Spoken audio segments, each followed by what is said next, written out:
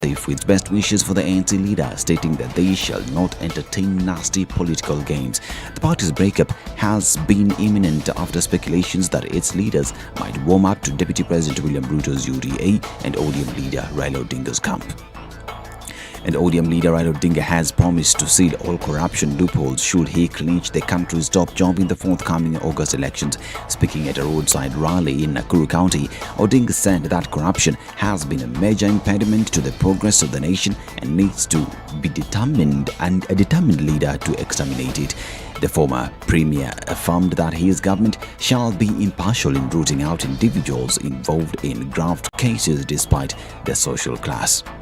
Now, at least 8 vehicles operating at the Lamu Port, South Sudan Ethiopia Transport Highway project was set on fire by suspected Al-Shabaab terrorists.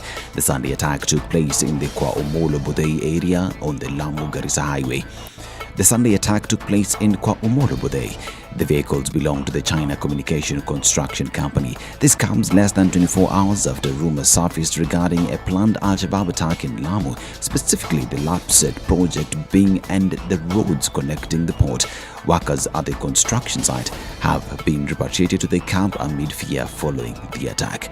And so, Member of Parliament Caleb Kositany has come out to address a viral video in which showed one of his campaign vehicles on fire. Kositany, in a tweet on Saturday, stated that the fire was as a result of a fault generator, contrary to social media reports that the vehicle was set ablaze by rowdy supporters of these political opponents. Social media was awash with a video of the burning vehicle, with a section of Kositany's supporters crying foul over alleged victimization from opponents. This is Newswire. I'm Dennis Aseto. Good morning.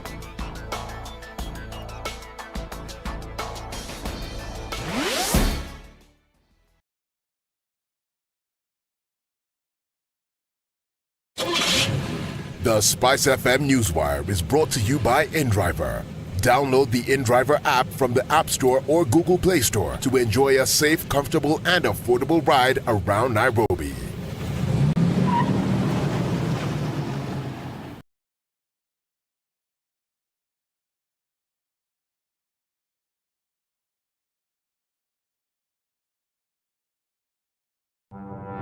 Forgiveness is always conditional. Even before God, there's nothing like unconditional forgiveness. Government doesn't pay you pension until you retire. In fact, they have no money for you. The day you retire, they look for it. This country is punishing many young people. These young people are more susceptible to be deceived, to be taken advantage of, and they're more susceptible to be bought off. Let us also talk about where we want our country to go.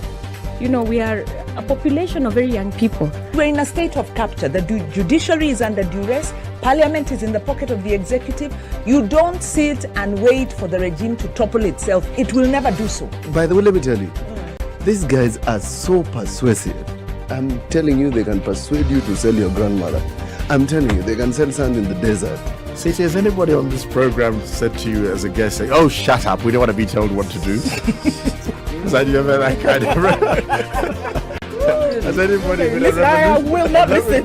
A bit of advice? Because you're working on the premise that we should all pay heed to these proverbs.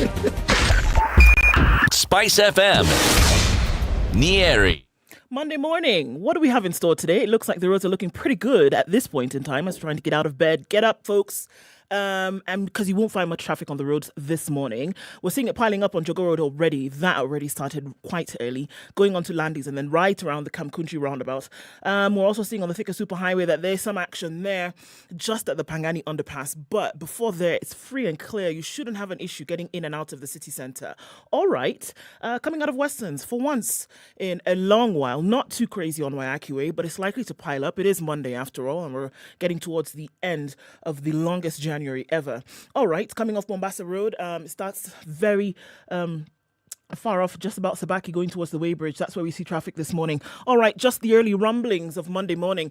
Let's see what's happening in about half an hour or so. Talk to us on SpiceFM KE on Twitter, text 40127. Let's get this Monday morning started off right.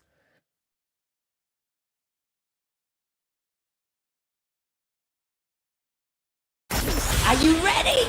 Okay. Spice FM.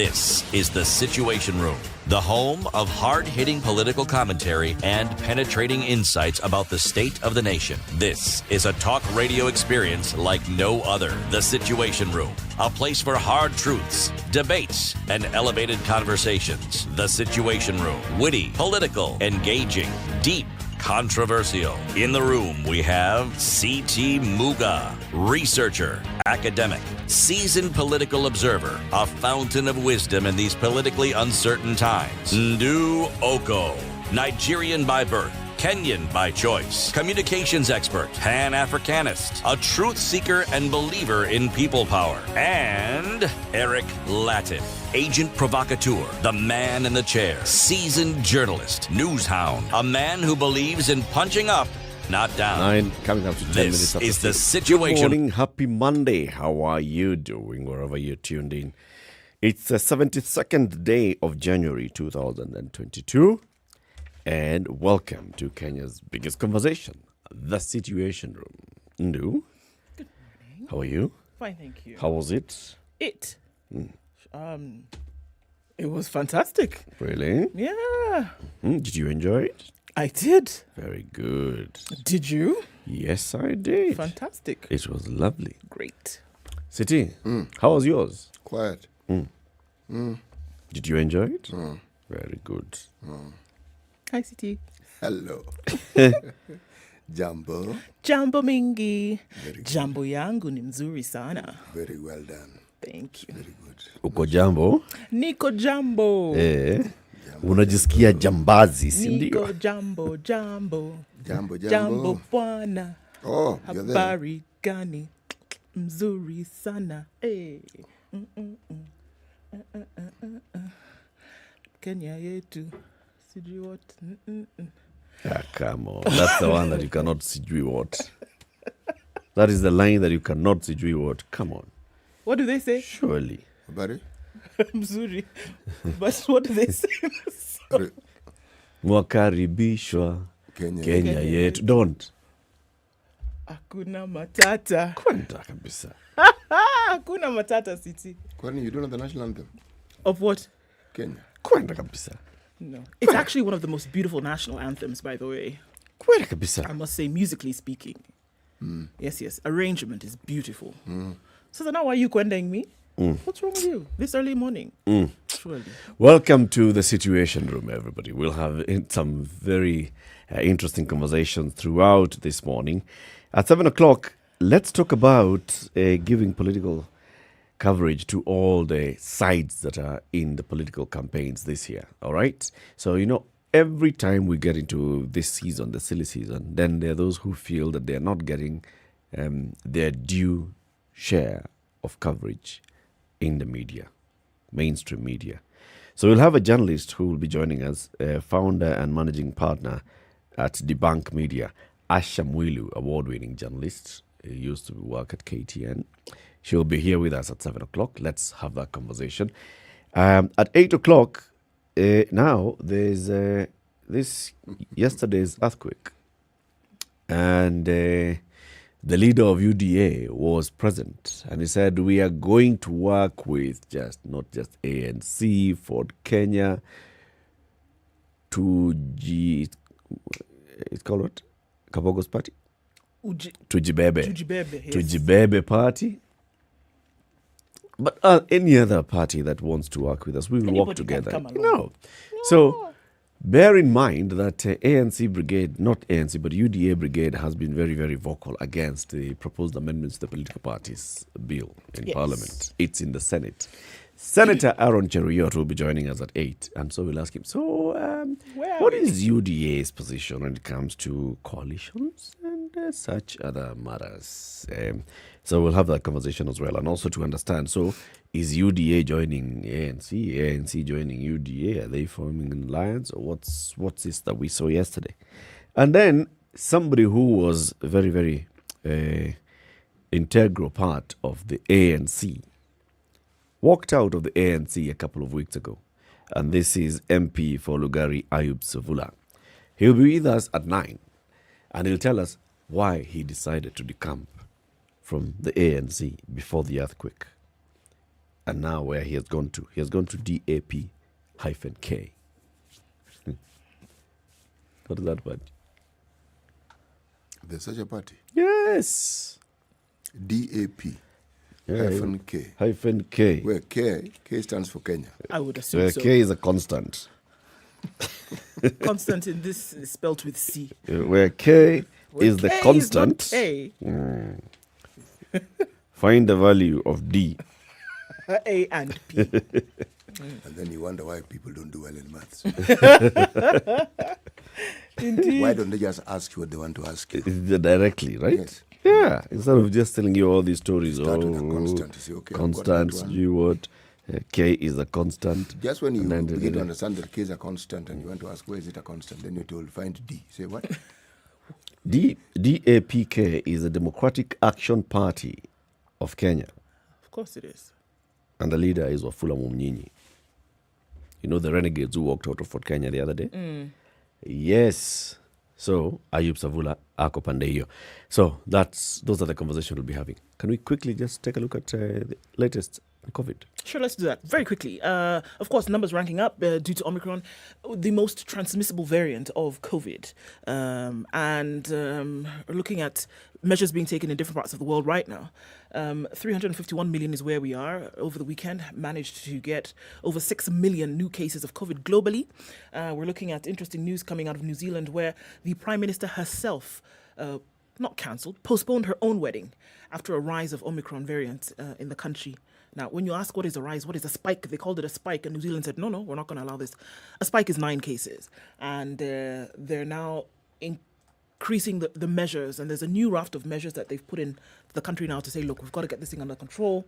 100 people in one place at a time is way too much, etc., etc. So she said, okay, we were supposed to have a wedding, friends and family from across the world and country were supposed to come, so that has been postponed. Leading by example, wouldn't you say? I think she's really enjoying, well, not enjoying, but she's getting a lot of mileage out of COVID. As a good leader, it'll do good things for her. Decisive. Absolutely decisive. Getting a lot of mileage when it comes to COVID, and I think she's milking it. This one. A personal thing being put on the national platform in this manner, showing the country how we should operate, and not saying one thing and doing another. Indeed. Really quickly into Kenya. Kenya-Dubai talks fail. Flight ban continues. We know that there is a ban on flights from Dubai to Kenya and otherwise. Rachel Omamo, the Foreign Affairs CS, she said the latest rounds of talks have not yet borne fruit. On the 11th of January, which is about a week and a half ago, Kenya suspended all inbound and transit passenger flights from the UAE to retaliate the initial ban that was put on Kenya. Kenya insists that Dubai must first lift its ban on flights from Kenya, after which Nairobi will follow suit. The talks between herself and the Arab statelets continue. We are still active on the matter, I quote. We want them to open their flight paths and then we will. Dubai Civil Aviation Authority from the 20th, claiming several passengers tested positive for COVID. Yet, they had certificates that were issued in Kenya showing that they were negative. So Dubai said, hold on, stop it, nobody then can. Kenya said, oh really? Well, you also. We're doing the same thing. So you lift yours, then we'll lift ours. That's what we're doing. So many people are stuck.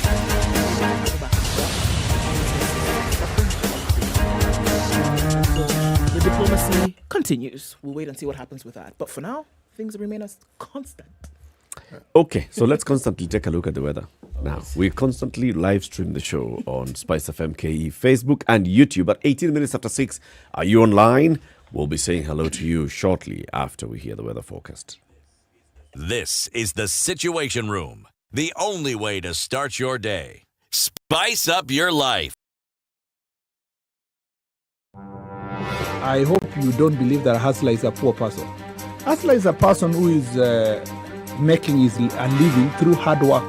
The group of leaders we are having now, Kenyans, listen, the chemical composition is the same. You will mold them to ODM, then NASA, you mold them to Kano, mold them to Jubilee, mold them to any other different color sometimes, but the chemical composition is the same. It's not about me as Nurdin Haji, but it's about the constitution that I swore to protect. So when individuals attempt to hoard those powers and they want to be investigators and also prosecutors, then of course I have to defend that position because that position is in the Constitution and that's what Kenyans wanted. I'll tell you what happens is that when you ignore court orders, you're creating and quoting anarchy. Then you create a very dangerous precedent. A story is told of the first president of the country who also went to visit Mathare, presidential tour. Yeah? And of course, he went to this place and he introduced himself. So one of the enemies says, hata wewe kuna jina kama yangu.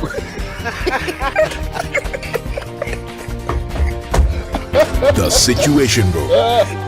Kenya's biggest conversation. Now, conditions in Nairobi this morning at 16, highs of 25 today. We'll see highs of 26 in Nakuru, where it's clear currently at 14. Nyeri, partly cloudy at 12, highs of 26 today, while in Eldoret, it's clear at 12. It'll go highs of 24. Mostly cloudy conditions in Mombasa, sun yet to come up, highs of 32 and lows of 25. And in Malindi, partly cloudy conditions at 26. We'll see highs of 31. It's 18 degrees and mostly clear in Kisumu, highs of 28. 29 will be the high in a mostly clear Kakamega, currently at 17. We're looking at cloudy conditions in Kampala at 18, highs of 28, while it's mostly cloudy in Dar es Salaam at 26 already. It'll go to highs of 31 this Monday. It's cool and cloudy in Johannesburg at 12, highs of 25, and there's still a haze over Lagos as the Harmattan months continue, highs of 34. Today, Kinshasa's partly cloudy at 24. We'll see highs of 33. Still in the bitter colds of winter. Beijing, 0 and mostly sunny, highs of just 1 and lows of -6. It's 0 degrees this morning in Paris, highs of 6 and lows of -1. London is 5 and cloudy, highs of 6 and lows of 2, while New York, still Sunday night, is -1 currently. Coming into Monday, we're likely to see highs of 2 and lows of -3.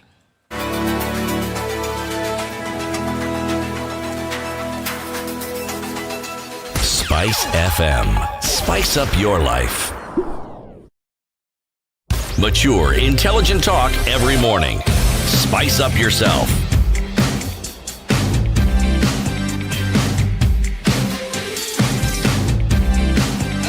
Mornings done right. 21 up to 6. 94.4.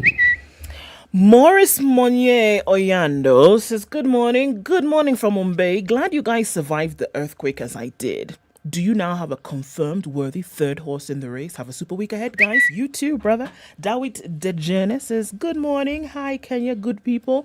Demican Western Busolo says, good morning from Bungoma. And Stanley is viewing us from his view at Mount Kilimambogo. He says, anyone who will miss on their political dreams, agriculture, information technology, etc., are among the top high demand careers in Kenya at the moment. So if you are aspiring to be a politician and you miss out, there's, options for you. George Mashoki's tuned in from Kasarani. And good morning, SpiceFM from Kericho. That's where Johnston is tuned in from this morning. Jambo, tuned in from Muranga. Jambo, says Jacob. Magoti, good morning. Jambo, watching from Umoja, as well as Victor this morning. At least we all survived the Bomas earthquake. Indeed, we did. Robert Bogo says, Happy New Week to you too. Paddy O. Williams tuned in this morning from Accra in Ghana. You're up early. It's just 3:21. Glad you're joining us. Good morning. Did you call someone Magoti? That's what he called himself. Full name? Magoti ya Kunguni. I don't know what that is. I don't know if I'm insulting somebody. Magoti is the knee. Yes, Magoti is the knee. And Kunguni? Kunguni, sijui mimi. You know what a bed bug is? I do. Does it have a knee? It'd be pretty tiny if it did. Sasa huyo ni Magoti ya Kunguni. Something that doesn't exist. No, he exists. What are you talking about? Does the knee of the bedbug exist? He exists. We can ask the bedbug. The little knit in your bed sheet. Ask Magoti to send you a photo. Of his knee. Himself. He's the knee. Wow. Thank you very much for joining us, everybody. Good morning to you. CT, the day's proverb. Chombo cha kuzama hakina usukani. Chombo cha kuzama hakina usukani.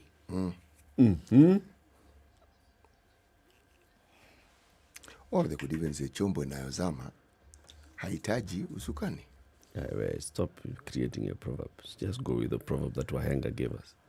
All right, Wahenga, apologize. Chombo cha kuzama Hakina usukani. Okay. So translate it for Ndu. She's lost.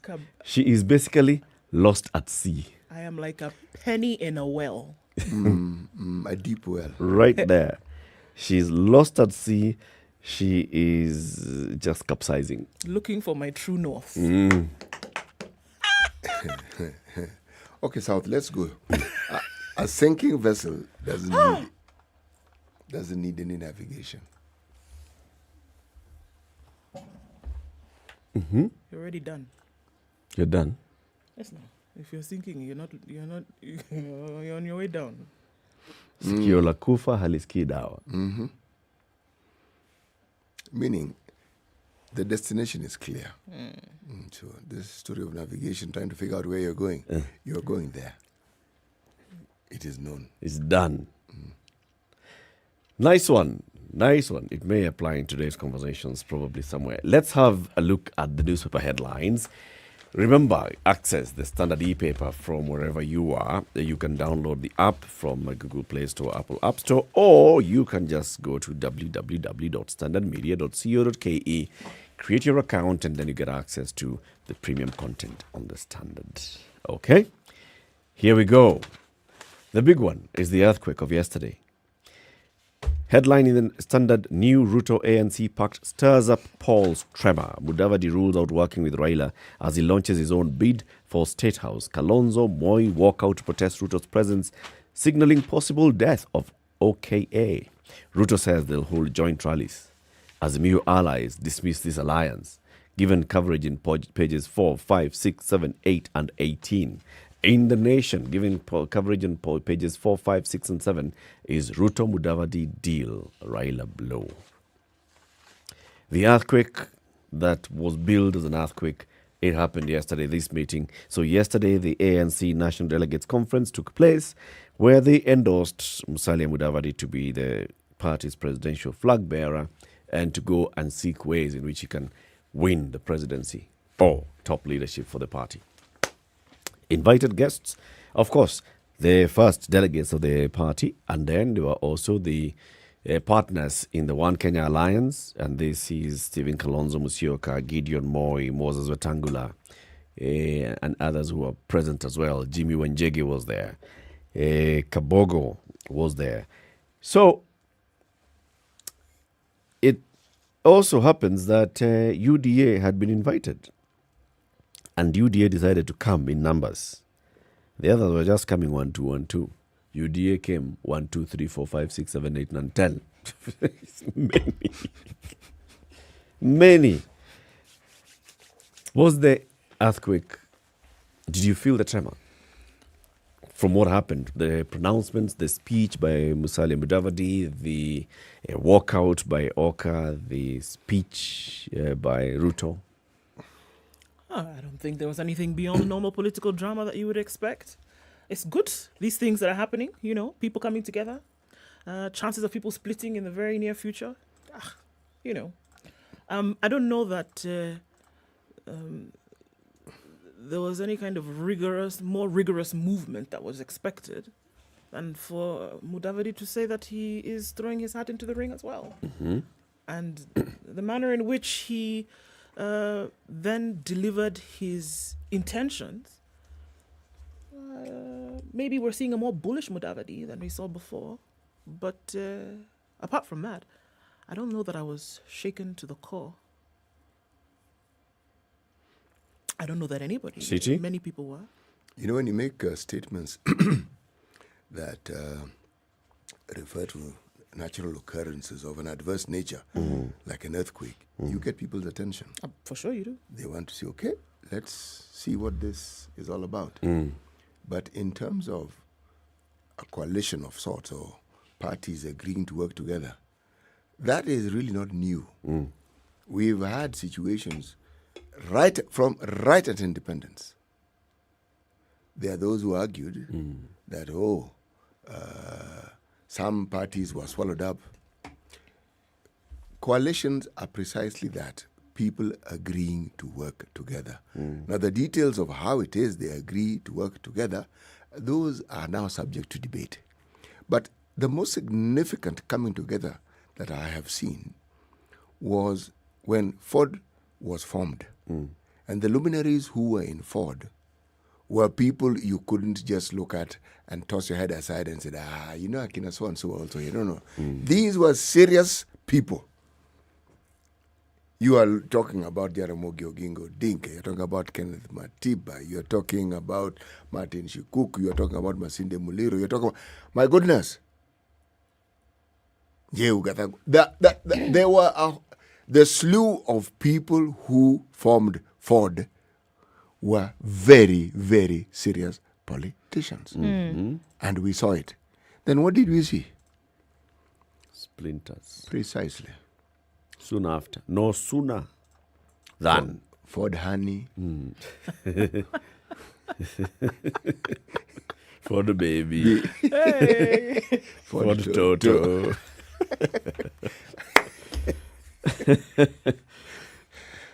And it went on. So Okay.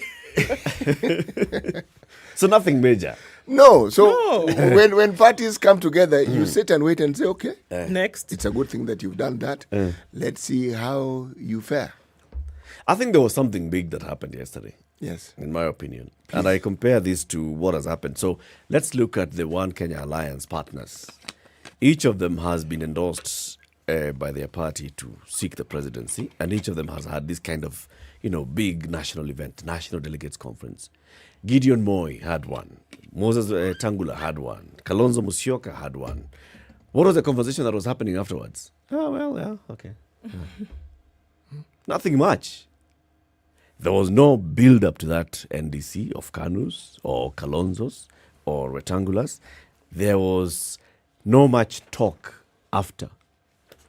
This one, they had done some brilliant political communication with the earthquake. And then, of course, it took a life of its own, which worked perfectly well for Musalia and his people, with all the memes going around. Oh, Met has warned you. Oh, National Kenha has warned you to avoid the roads. Oh, this and the other. That build-up was something. And then what happened yesterday was also something big. Because in the other NDCs, you just see the political leaders standing up and saying, yeah, thank you very much, I'm going to seek the presidency. Nothing major. Yesterday, Musalia Mudavadi was clear and in that I am seeking the presidency, and even if we go to seek partnerships, there's a direction we shall not take. No other Oka principle has said a direction they can or cannot take. Musalia drew the line on the sand and said, this side I am not taking us. That is something big. None of the others has done that. In terms of, so what are you likely to do? The invitation of Ruto into the meeting and then the walkout by the Oka and the conversation that took place in the presence of Ruto, and then Ruto standing up to say, now we shall live and do joint rallies together, we shall meet, we shall discuss. That was something. There was a clear political statement that was made yesterday, unlike in other NDCs that we've seen. Then there was also a clear political statement that was made by the walkout of the One Kenya Alliance principles and the statement that they issued thereafter. Tells you that One Kenya Alliance is minus Musalia Mudavadi going forward. There's some moves. There are moves, undoubtedly. But, no, let me not bat it. Let me end it. And we will wait and see. Because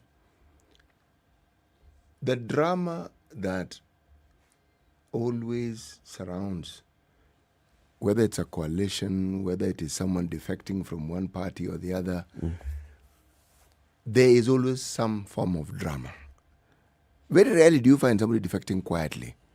They defect with as much pomp as they themselves can master. Now, in political terms, if you ask me, even something such as this, these are just political negotiations. It's a move. It's just political negotiations. Okay, I'm now here and I'm making these statements. Yes. So what next for you? Yes, exactly. So is it... The thing is, there should be more coalitions. One should see more movements. This diversity, in fact, if Oka could strengthen itself by bringing more people, so much the better. If some other outfit can come up with its own people, so much the better. Then the electorate are given a diversity. You're given a good choice. Proper choice. Yes, or as to whom you can. This competition makes more sense when it hots up. Also, it's a big thing that was made yesterday, basically, with saying that they'll work with Ruto. Musalia Mudavadi says he's not going to be the one who's the presidential candidate in whatever alliance. It's obvious. Ruto cannot vie as a deputy president. Even the constitution does not allow him. 26 minutes to 7. Let's take a break. This is the Situation Room, the only way to start your day. Spice up your life. Classic soul, R&B, smooth jazz, neo soul, and nostalgic ballads. Make some noise. Yeah! You're listening to Spice FM. Digital technology is an integral part of any successful business, and staying up to date with the latest in digital technology is key to giving your business a competitive edge. On Saturday, 29th January, I, Olivia Otieno, is taking 00 Direct live and on location for the Digital Technology for Women in Business, a free must-attend forum for women business owners seeking to grow their businesses within the digital space. To attend, simply visit www.spicefm.co.ke to register at no cost. Digital technology for women in business. All right, it looks like it's hotting up in certain parts of the city this morning. We're looking at Jogo Road, which has picked up quite significantly. So there's some traffic there. Coming off Mombasa Road as well, in and out here and there. There's some traffic, but nothing too painful right now. Roads are opening up, so this is a good thing. Well done, Kenha. Okay, Langata Road, that's building up also at the roundabout. A little bit of traffic. It's that nook going towards Raila Odinga Way. Also building up on Gong Road this morning as well. Coming out of Western, some traffic. Don't forget Red Hill Link Road. It'll do you good this morning. Thika Superhighway like magic. There was nothing like 30 minutes ago, and now boom, traffic all the way to the drive-in. And then coming off Kiambu Road as well, some traffic. We're going to see that in and outbound. Limuru Road, then just past City Park, going towards the Aga Khan, and then out towards Forest Road is building up as well this morning. Okay, that's about the size of it. That's what it looks like for now. Let's see what it looks like in a short while. It's picking up quite significantly this Monday. Be safe, be careful. Let us know what's going on in your neck of the woods. SpiceFM KE on Twitter, that's how you can get in touch, or text on 40127.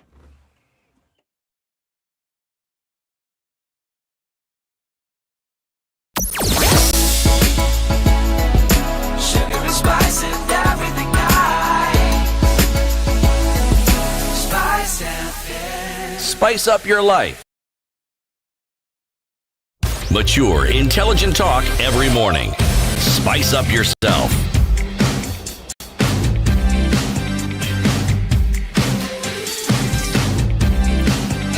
Mornings done right. Well, the weatherman, apart from the earthquake, is telling us that there will be heavy rains this week because of the delayed December-January rains. Looking at the rest of the country, and I think it's important to see because things sometimes come to a standstill when we're not aware of what's happening around us.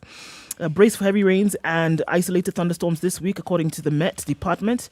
In a report, the Meteorological Department Director Stella Ora indicated that heavy rains are expected in several parts of the country this week with the likelihood of isolated storms. The report shows that some regions, including Nairobi, are likely to receive more than 50 millimeters of rainfall. That's quite a lot. Ora indicated that rainfall is expected in most parts of the country with increased intensity in Marsabit, Wajir, Garissa, Turkana, West Pokot, Samburu, Isiolo, Elgeyo Marakwet, Laikipia, Meru, Nyandarua, Nairobi, Nyeri, Kirinyaga, Embu, Nakuru, and Kericho. So we're not just looking at isolated parts of the country, throughout most parts, and looking at rain through the day is what they're talking about. So, of course, being careful going around and just understanding that the weather will change. That's important to look out for. Yes. So they say that this is has some correlation with the delayed rainfall in December, the short rains. So short rains didn't happen in December, and it looks like weather patterns are changing. So what you'll be experiencing now in January, which should not have been the case, is that those rains which didn't come, So we'll have short rains in January. In January. Are we still going to have long rains in March? Well, I guess they'll tell us, but if it's delayed, the assumption is that patterns delayed and shift forward. We don't know what's going to happen. You know, it in would be March. nice to actually get Met to tell us, to forecast like a couple of months out. Ahead. Yeah, like this is what you're going to see. Yeah, because, okay, this one is now cautionary, and it's important. Because there's going to be a lot of it. Because they say there's going to be heavy rainfall. Everybody brace yourself for this. It's important. It's cautionary. I'm sure Met is already looking into the year, half year, into next year as well. But we should also highlight those and know, are we going to have proper onset of the long rainy season mid-March as expected? Or is there going to be a delay? What do you advise the farmers to do in specific regions? Indeed. So farmers in this part of the country don't plant yet until early April. Farmers in this part of the country plant from as early as late February. You know, so people know what to do. I agree. I think it's necessary to do that, because then what it does is that allows you to plan, right? Yes. Now, there's a story on page 11 of the Standard today, and this talks about that row that we've been talking about in between Kenya and Uganda. So Kenya and Uganda ministers have met and they have ended the truck stalemate. They have agreed to clear the backlog of trucks at the Malaba and Busia border points. This was after Transport CS James Macharia met with his Uganda counterparts Katumba Wamala, who's Works and Transport Minister, and Harriet Ntambazi, who is the Minister for Trade. They met at Malaba town to deliberate on the issue on Saturday. For close to 4 weeks, truck drivers have been stranded at Busia and Malaba border points following the strict COVID-19 clearance protocols, forcing the truckers to park their lorries stretching miles. So now they say that they have decided to give priority to clearing the trucks backlog. We'll give it a priority in terms of movement of the trucks at the rate of 75% against 25% time allowed for trucks from Kenya to cross the border. He said scanning at the customs will not be done because there has been a problem with the scanners. Ntambazi, who's a trade minister, urged traders in Uganda not to increase fuel prices because trucks transporting fuel will enter the country by Wednesday this week. So it was already having an effect even in Uganda, because all these trucks that are carrying petroleum products are stuck on these very many kilometers of queues at the Kenya border. So the two ministers were dispatched. They came, they met with James Macharia, and they've said, okay, let's see how we can work this out. Did we have to get here? Surely, really? We could have had this chat a long time ago and sorted out this drama that people are sitting for. We're talking about over 40 kilometers of trucks. Yes. It could have been sorted out, ego aside, surely. City, what are you looking at? I'm looking at page 9 of the Star, and the headline is 2 Yala River victims had pending criminal cases. Remember last week we talked at length about the dumping of bodies on River Yala. Okay? Now, it appears that more and more people are coming up and recognizing the bodies as being that of their kin, and others are also just being identified. Let me just read an excerpt for him. Okay? The details of those killed and their bodies dumped in River Yala continue to emerge as families identify their relatives who had been missing. 3 of the 19 bodies retrieved from the river have so far been identified, while authorities say 2 of them were criminals with a case pending in court. This is what is of interest.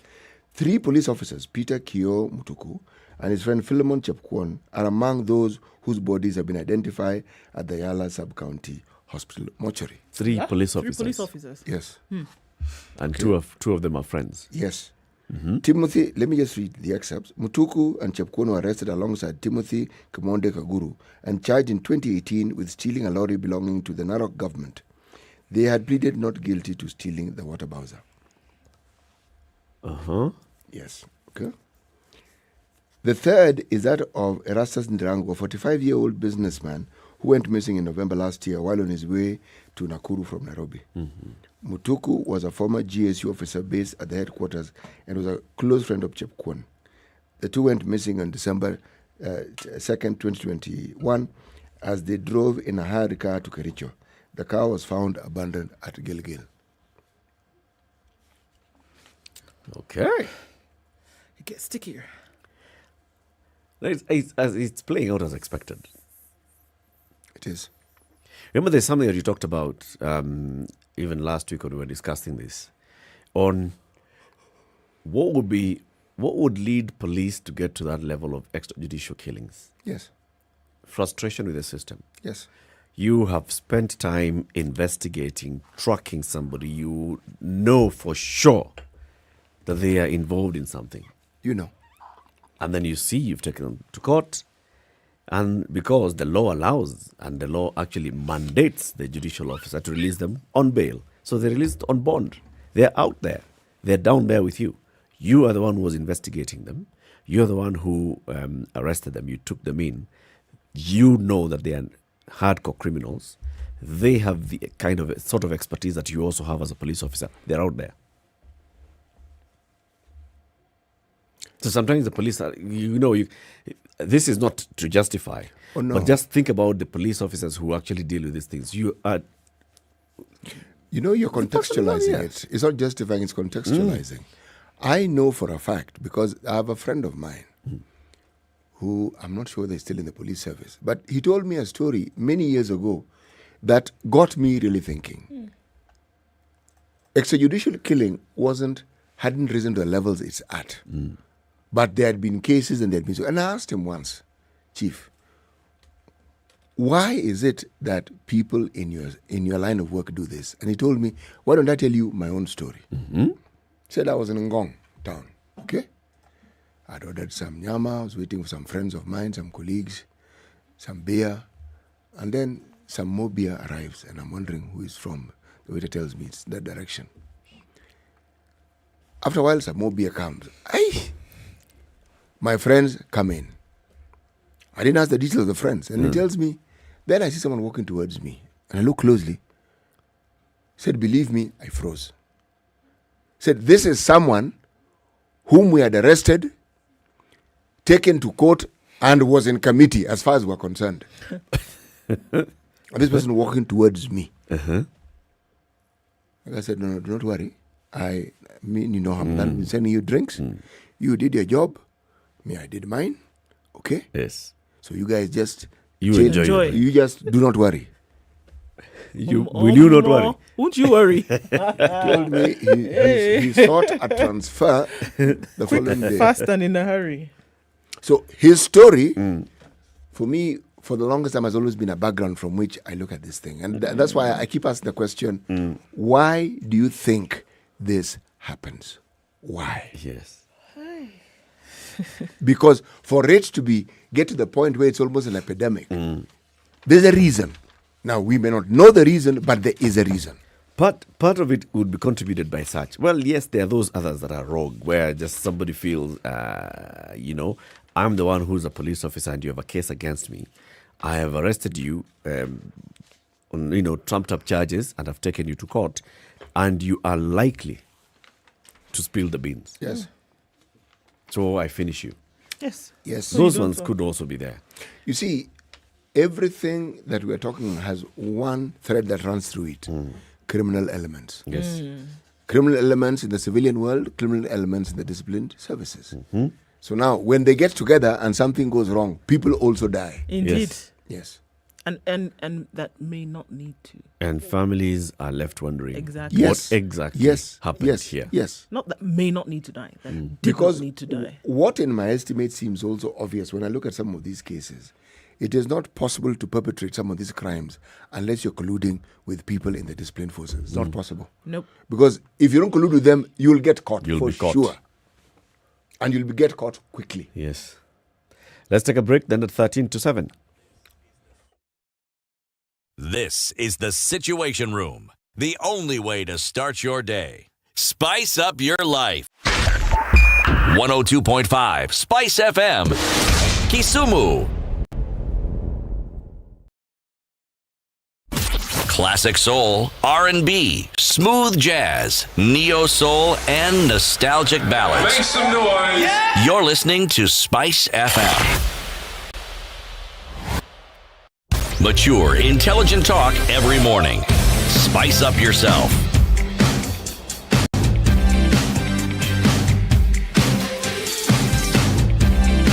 It's 12 to 7. Done right. Undeterred 94 impeachment. 3 former governors are plotting a comeback. Many questions and eyebrow-raising moments. The former county bosses say that they have a constitutional right to vie since they have not been convicted. However, the Electoral Commission and EACC may decide not to clear them to vie.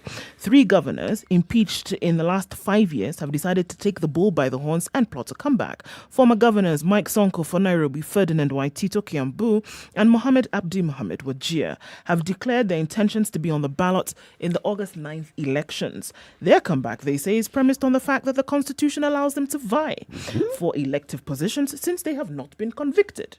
Waitito became the first governor to be impeached on December 19th, 2019 by the Kiambu County Assembly of gross misconduct, abuse of office, and engaging in corruption barely 3 years into office. The impeachment was upheld by the Senate. In the impeachment proceedings, Waitito, accused of influencing the award of county tenders worth millions of shillings to his wife and 3 daughters. The Senate also told that although the Assembly approved road contracts worth 1.4 billion in the 2018-2019 financial year, the county government awarded 2.1 billion worth of tenders. Just some of the details that led to the impeachment. However, he moved to the High Court to appeal his impeachment, and the ruling is coming up on the 24th, which is what? Today. In an exclusive interview, the former Kiambu governor, who is an ally of Deputy President William Ruto, said he would rather seek to recapture the seat on a UDA ticket.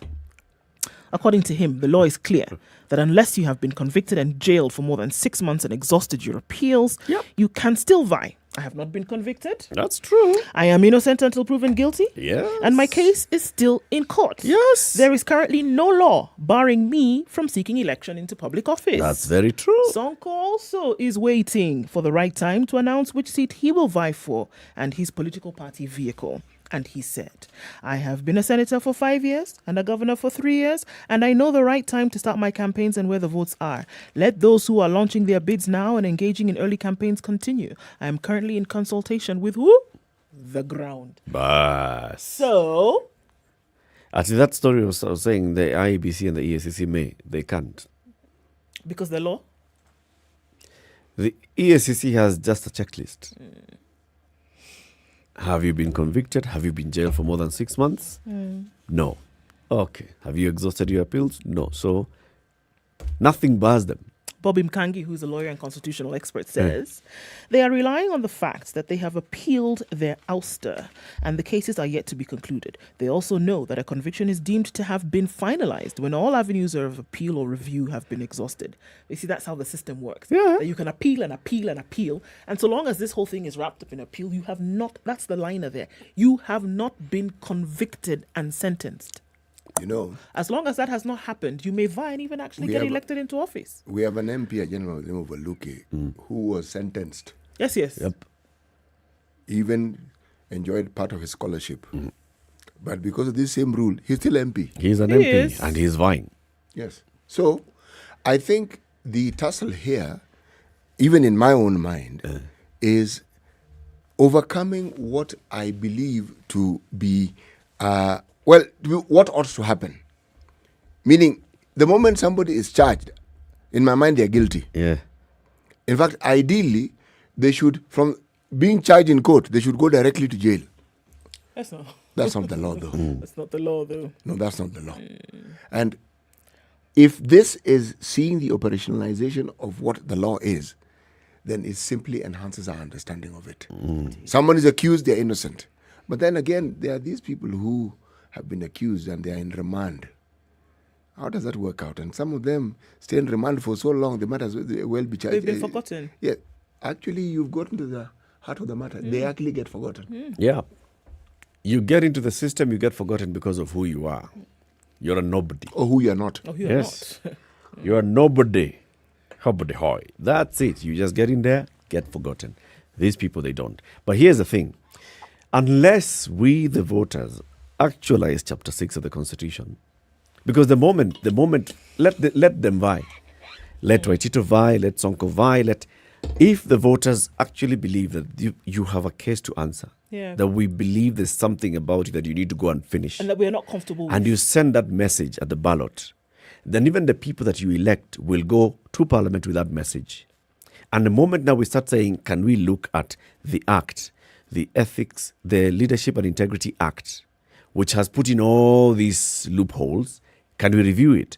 The members of parliament will be knowing, Boss, the people are woke, so they'll amend it. tread carefully here. The members of parliament are the ones who added all these things. Oh, exhaust all avenues of appeal. You can be politically trumped up charges, or you can be this and the other. Maneno yao. The cost of cooking gas, meanwhile, has risen. Because of why? Because of tax and a jump in the global crude prices. So a 13-kilogram cylinder of LPG in Nairobi has shot up to around 3,000 shillings, according to a spot check by the Standard in some of the major petrol stations in Nairobi. Many of the retail outlets run by major oil marketing companies are selling the fuel at about 2,990, compared to 2,600 in November last year, according to the data by the Kenya National Bureau of Statistics, and 2,000 shillings in November 2020, before the government imposed VAT on gas. So just because of the 16th of the VAT element, price went up. Then as well, there's what's happening globally. Prices of the crude have gone up, according to the IPRA Director General, Daniel Kipto. He says LPG is petroleum based. So when the price of crude goes up, the price of LPG will also go up. Prices of butane and propane have gone up by more than 30%. Other than being driven by global prices, there's also no price regulation for LPG locally. So they only do for kerosene, diesel, and petrol. Yeah. There's no price regulation for LPG. So that also is something. But he says VAT is also an element here, and they have already advised Parliament, the Ministry of Petroleum, the National Treasury to consider lowering VAT on this product. Surely, man. We know what happened the last time there was all this conversation about rise in fuel prices. The Committee of Finance in the National Assembly came up with all these things and said reduce, but they did not touch on VAT. They avoided the bigger thing, tax. Yeah. Just being played. So mutaumia tu. Meanwhile, Did you know that there's a presidential bursary? Presidential bursary for Yes. to sponsor presidential candidates or what? No, needy students, needy children in the country. The state is to pay fees for 20,000 poor learners. More than 20,000 needy secondary school students will have their fees paid from the 400 million shillings released from the government under the presidential bursary program. Did you know that there was one? The cash was released to schools at the weekend after successful applicants sent their requests through their respective constituency offices that administer the scheme. The funds are part of the 8.95 billion released by government to cushion vulnerable populations under the cash transfer program and are meant to educate orphans and vulnerable children under a bursary scheme that started in 2013. Special Programs Cabinet Secretary Margaret Kobia said the aim of the bursary is to enhance secondary school access, class attendance and completion. All constituencies will get an equal allocation of 1.3 million shillings. Professor Kobia said in a statement, through the program, a total of 22 needy and orphaned children, or rather students, in public boarding schools will have their fees paid to a maximum of 30,000 shillings per learner in the 2021-2022 financial year. The government pays 22,444 shillings per student under the free day secondary school education program. Parents in boarding schools are required to pay the balance as per the Education Ministry's fee guidelines. In national schools, parents are required to pay 53,554 per year, while those with children in Category B boarding and extra county schools cough up 40,535. So, due to economic hardship caused by the COVID-19 pandemic, the Education Ministry reduced the fees to 45,000 and 35,000 respectively. Further, the government, through the Elimu Scholarship Program, sponsors 9,000 Form 1 students every year. That's where my confusion comes in. Okay. Because I've heard about the Elimu Scholarship Program. Yes. This is the one by the ministry. Yes. But Then there's another one by the president. Yes. And there's another one by a governor. And there's another one by MP. And CDF. So why not just do what? Why don't consolidate all these of these bursary? and say that what you on have earth a are you talking national about? program? Why do you need to for have a bursary by the president, another one by the ministry, another one by MP, another one by governor? What? Then there's Elimu. As it happens, there is national government, There's county government. There's no duplication here, if you ask me. They have their own thing. MP also has his government called constituency. MC, I'm sure. I don't see where the problem is. It's a bit confusing here, though. No, it is okay. You know, my fear is if this thing's consolidated under one roof, these units make them accountable. At least you know your MP, you can go and talk to your MP. Look, if that is the issue, if the issue is about accountability at the ground level, then put all the money in a kitty and let it be managed per constituency. Yeah, exactly. But that's what they're doing. No, the presidential one is being governed. Who's doing the presidential one? Yes, that's what they're doing. The doing. Elimu Bora, whatever one is. Different one. Yes. Me, this division of labor, I like. I'm happy with it. This one will have a conversation again. Keep it right here for more conversations coming up in the next hour. Let's look at this whole issue of giving all aspirants some fair coverage ahead of the 2022 election. So who gets coverage, who gets what kind of mileage, who gets what. This is the conversation we'll be having with Asha Mwili, award-winning journalist, founder and managing partner of Debunk Media. Good morning. It's 7 a.m.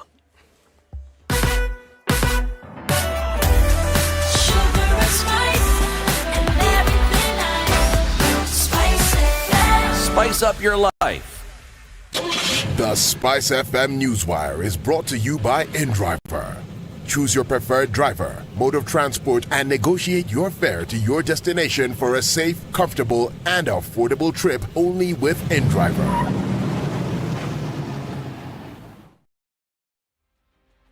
The latest news from around the world. 94.4 Spice FM.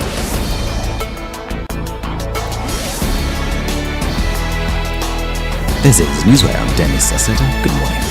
Musalia Mudavadi's ANC gave him the mantle to run the highest office in the country in the forthcoming August 9th general election. In his address, he criticized the current government, raising alarm over the skyrocketing public debt, wanton graft and rising incidences of insecurity in the country. According to Mudavadi, Kenya currently sits on a ticking time bomb whose safe time is being sped up by unemployment and perpetual borrowing. Kenya's public debt is galloping towards the 9 trillion ceiling against a GDP of Kenya shillings 11 trillion. This means that for every 100 shillings of revenue collected, 70 shillings goes towards paying debt. That leaves a paltry 30 shillings for public salaries, health services, education, security, infrastructure, and all those services that fall under devolved government. We must tell Kenyans that their country is at risk of being auctioned by international lenders. While revealing that the ANC will now be seeking political pacts with other like-minded partners, Mudavadi ruled out the possibility of working together with former partners, a move political pundits say was directed to Raila Odinga. Now, Deputy President William Ruto has officially announced his partnership with the Mali National Congress leader Musalia Mudavadi in the August race to State House. Speaking at the Bomas of Kenya, Nairobi, following the launch of Mudavadi's presidential bid, Ruto stated that he had joined hands with Mudavadi's machine towards a national transformation mission. And I want to announce to the nation that the journey to bring this unity together has started in Bomas. Our next stop will be Wednesday in Nakuru County, and then Friday in Western Kenya, and then Saturday in Central Kenya. This is not going to be a discussion between me, Musalia, and Wetangula. It is going to be a discussion and a conversation and a journey involving millions of the citizens of our nation. Under the new UDA-ANC partnership, Ruto vowed to uphold democracy and ensure that Kenya does not degrade into an authoritarian state. I want to say here that we have had in-depth discussions with my brothers, and we have agreed that Kenya is greater than any one of us, and that we will make whatever sacrifices that need to be made so that we can consolidate Kenya, we can consolidate our nation and take Kenya to the next level. We are also acutely clear that this will take the hand of God. One Kenya Alliance has now severed ties with the ANC leader Musalia Mudavadi, who is now teaming up with Deputy President William Ruto. In a statement, core principals Kalonzo Musyoka and Gideon Moi announced the split, saying Okoh could not condone Mudavadi's political games and that they were moving to higher ground. The announcement came moments after the duo walked out of Musalia Mudavadi's much anticipated earthquake convention at the Bomas of Kenya following Deputy President William Ruto's entry to the auditorium alongside his allies. Okoh spokesperson Frederick Okango said the two principals expressed uneasiness at the alliance, saying that some of Mudavadi's friends are not their friends and that they are unsafe with them. And ODM leader Raila Odinga has promised to seal all corruption loopholes should he clinch the country's top job in the forthcoming August election. Speaking at a roadside rally in Nakuru County, Odinga said that corruption has been a major impediment to the progress of the nation and it needs a determined leader to exterminate it. He added that should he ascend to power, he'll ensure that Kenyans enjoy peace and security and that farmers will have it easy, as he will ensure that price of fertilizer goes down. Bottoms ya nini? Haya yote ni takataka. Sisi tuko na mpango kamili ya kuboresha uchumi wetu. Baada ya Agosti ya uchaguzi, ni mimi naweza kuhakikisha nyinyi kwamba bei ya mbolea itakuwa chini ya shilingi 3,000 kwa gunia. Sawa? Sawa? Tunataka kusaidia wakulima wetu, tunaitwa smart agriculture. Now, at least 8 vehicles operating at the Lapsset Highway project were set on fire by a suspected Al-Shabaab terrorist. The attack took place in the Kwa-Omolo-Budei area on the Lamu-Garissa Highway. The vehicles belong to the China Communications Construction Company. This was less than 24 hours after rumors surfaced regarding a planned Al-Shabaab attack in Lamu, specifically the Lapsset project region and the roads connecting the port. Workers at the construction site have been repatriated to the camp amid fear following the attack. And a French soldier has died after a rocket attack on the French army base in Gao, Mali. The French Armed Forces Ministry released a statement saying that the attack occurred on the Gao, Mali Operation Bakan military base. The statement claimed the attack was carried out by terrorists. This is Newswire. I'm Dennis Aseto. Good morning.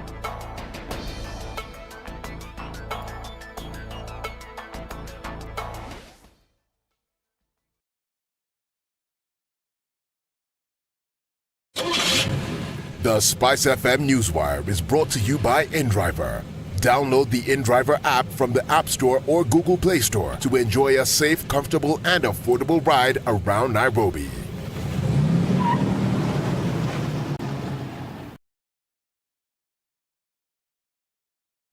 All right, so sun's up. Let's see what's happening on the roads. It's building up in most parts. I think we're in traffic hour quite early this morning. Quite some of it's on Gong Road, getting out into the city, and we're looking at it coming in through CBD. Uhuru Highway starting to build up as well. Jogo Road started early, and it's still a thing. Juja Road also piling up into the city, and the Thika Superhighway. It is worse than it was half hour ago, and we're going all the way to the Outer Ring Junction, way past that this morning. My goodness, what's going on? Almost at the turn-off then towards Safari Park. Kiambu Road also quite packed, and we're looking at in and outbound traffic. The outbound traffic is the extra lanes that should be going inbound, just in case you're wondering. Limuru Road is quite packed as well, coming into the city, and it also started quite early coming out of Westlands. Okay, folks, your bypasses, use them. Southern is looking good. It'll help you off the drama that has already started on Mombasa Road. Use the Red Hill Link Road coming out of Westlands, and the Eastern Bypass, you'll just be stuck at the AP Training College Junction, but after that, you should be hunky-dory. Let's talk in a while and see what it looks like in your neck of the woods. Talk SpiceFM KE on Twitter. Text 40127.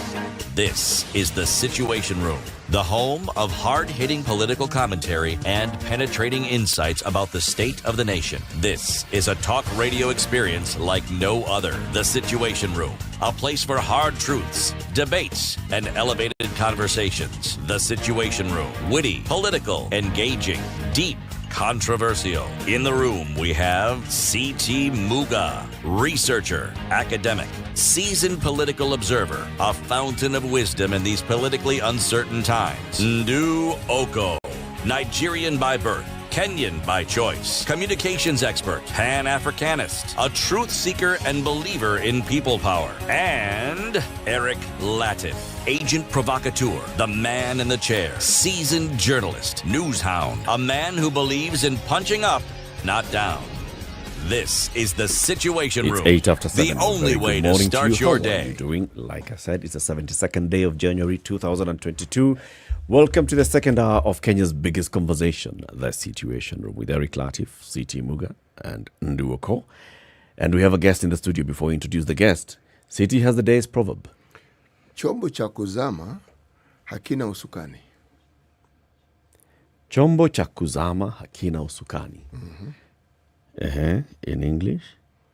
A sinking vessel needs no navigation. A sinking vessel needs no navigation. Really? Destination guaranteed. You're going down. Bottom. Wow. Bottom of the You'll ocean. hit the bottom. There's no ifs and buts. Because the option had been for it to be afloat. Now, once that particular option ceases to be, and it is clear that it is sinking, that's it. It doesn't matter the expertise of the captain. It's sinking. Many years of experience. It's sinking. In fact, now we have had somebody who has survived such kind of catastrophes before. I am glad you mentioned it. There was a ship known as the Titanic. And by all accounts, it was sink-proof. It has been touted as such. And lo and behold, they hadn't informed the iceberg that it hit. That it was That it was sink-proof. So when it collided with the iceberg did its thing, stood its ground. The ship also did its thing, tried to go through, didn't manage, and it sank. I get the feeling that the iceberg had actually been warned. It had read the news. It had read the blogs. And said, oh, it's like this. Huh? Really? That's what you guys are saying. Yes. Kujeni. Mtu asichange your game. Ikuje vile iko. Playing cards. And lo and behold. So that's the thing about vessels. If you're talking about seafaring vessels, they are built so that they can float on water. The moment they're not floating and they're sinking, believe me, there's nothing else you can do. Indeed. They'll just continue sinking. Yes. Let's introduce our guests in the studio. Journalist Asha Mwilu, award-winning journalist, founder, managing partner at Debunk Media. Good morning. Morning, Eric. Good to have you in the Situation Room. Good to be here. We call this the hot seat, but because you're one of us, it's not going to be hot. It'll just be warm, you know? Very nice place for you to be. Enjoy yourself. It's familiar environment. You've been on this floor before. You've worked here for many years, right? The newsroom behind you actually made me. I sat there for close to a decade, practicing journalism, honing my skills. So this is home. Exactly. And that's what I meant. So when you go home, you're supposed to feel comfortable. Yes. So I don't know anything about hot seats. No. There's nothing like a hot seat. That's what I said. Good. Yeah. So, tell us about Debunk Media. What is it that you do now that you left mainstream newsroom and you went and founded Debunk Media? Yeah, so Debunk Media is a digital media platform. We are a fully fledged media concern, and we produce multimedia content, primarily journalism, and we target audiences on social media, drive them to our website or to other partners that we work with. So it's a lot to do with innovating around journalism. We know that people are sort of like switching off their TVs and being on their smartphones more. A higher percentage of people across the world and in Kenya are accessing news via social media first before they go on TV. But radio is still king. Let me say that because I'm on radio. Yeah. And because it's true. But it's true, yeah. So what kind of content then do you produce? All kinds. So if you look at our website, you'll see we have what we call the 3 Ps and a D. Initially, Debunk started as a sort of like an explainer platform, and then we morphed into just covering everything. So the 3 Ps are pop culture, politics, people, and then the D is debunked, which is data journalism. So we just like to say that we like to tell good stories because we believe that every society deserves good storytelling. So even if you're giving me a political story, it needs to sound good. It needs to be, I need to enjoy it, right? And so That's what we do. And we are a very diverse team. We're a team of journalists, but we also have filmmakers, we have illustrators, animators, and data scientists. So just trying to approach journalism a bit differently. Sure. Asha, what's a good story? I mean, there's so many things going on in the country. Even when you're learning, we're told like the tragic news is the good news, right? Even as we are learning how to report. But and has that changed today as you're looking at what to report, as you're looking at the stories to tell? What makes a good story? I think the news values will never change. And, they say, learn the rules and then know when and how to break them and for what reason. So I think, you're talking about the fact that when it bleeds, it leads, that perhaps if it's a big event, an impactful event, it's supposed to be a top story. And that is true. For me, I just believe that a good story goes beyond the fluff. Mm-hmm. A good story helps me make sense of what's going on. And especially now, like the world is really, really changing. So many things are interconnected. So if I can read a good story, enjoy it, feel like there's a little bit of hope at the end. And if there is no hope, I can sort of like make sense of all the chaos. That's what I think a good story is. And one that targets me where I am, that I don't have to dig too deep and I don't have to pay for it. So let me understand what you're saying, Asha. Are you saying that at the heart of this matter, is it, or let me ask the question rather than make a statement, is it in the content or is it in the ability that someone has to tell a good story? I think it's in both, right? I think so many times we have storytellers who get a good story, but they just can't tell it,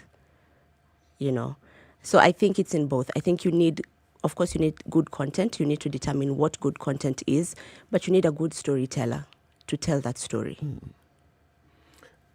I was hoping you'd also say that you need to perhaps also understand your audience and understand what stories they like. Absolutely. You need to understand the audience. You need to know what types of stories people want to listen to hear, to read. But you also must be able to surprise them. I like a good surprise. I like to go on a site and think, I never thought a story could be told this way, and find that the publisher or the reader has surprised me. So, yes, understanding the audience is really amazing, but you should be able to also offer new insights or new ways of enjoying things. It's like going to a new restaurant and feeling like, this is odd, this is different, but I kind of like it. Asha, do you feel like sometimes mainstream media does not afford a journalist the opportunity to do this as much and as far as I'd like to? Yeah, absolutely. The way we've modeled mainstream media, it's really to break news, right? And when we go deeper, of course, there's like a resource question to that. But I find that as a journalist working in our newsroom today, the way our newsrooms are set up, there's little room to sort of like take a bit more time with the story because it's very deadline driven. It's very conveyor belt driven. So what's the big story? Let's keep it moving. And that's good. I mean, that's good for a young journalist who wants to tell as many stories as possible, who wants to rove the world and break the biggest stories. But for someone who wants to go deeper, I find that the mainstream newsrooms, as they're set up, doesn't accord us enough opportunities for that. Is it really the setup because look, like you said, many people are now accessing the first point of access of information is on social media. Yeah. And social media is giving you the snippets of what's happening right here, right now. But also this is the same avenue that you're using to reach your audience with the deep, incisive stories.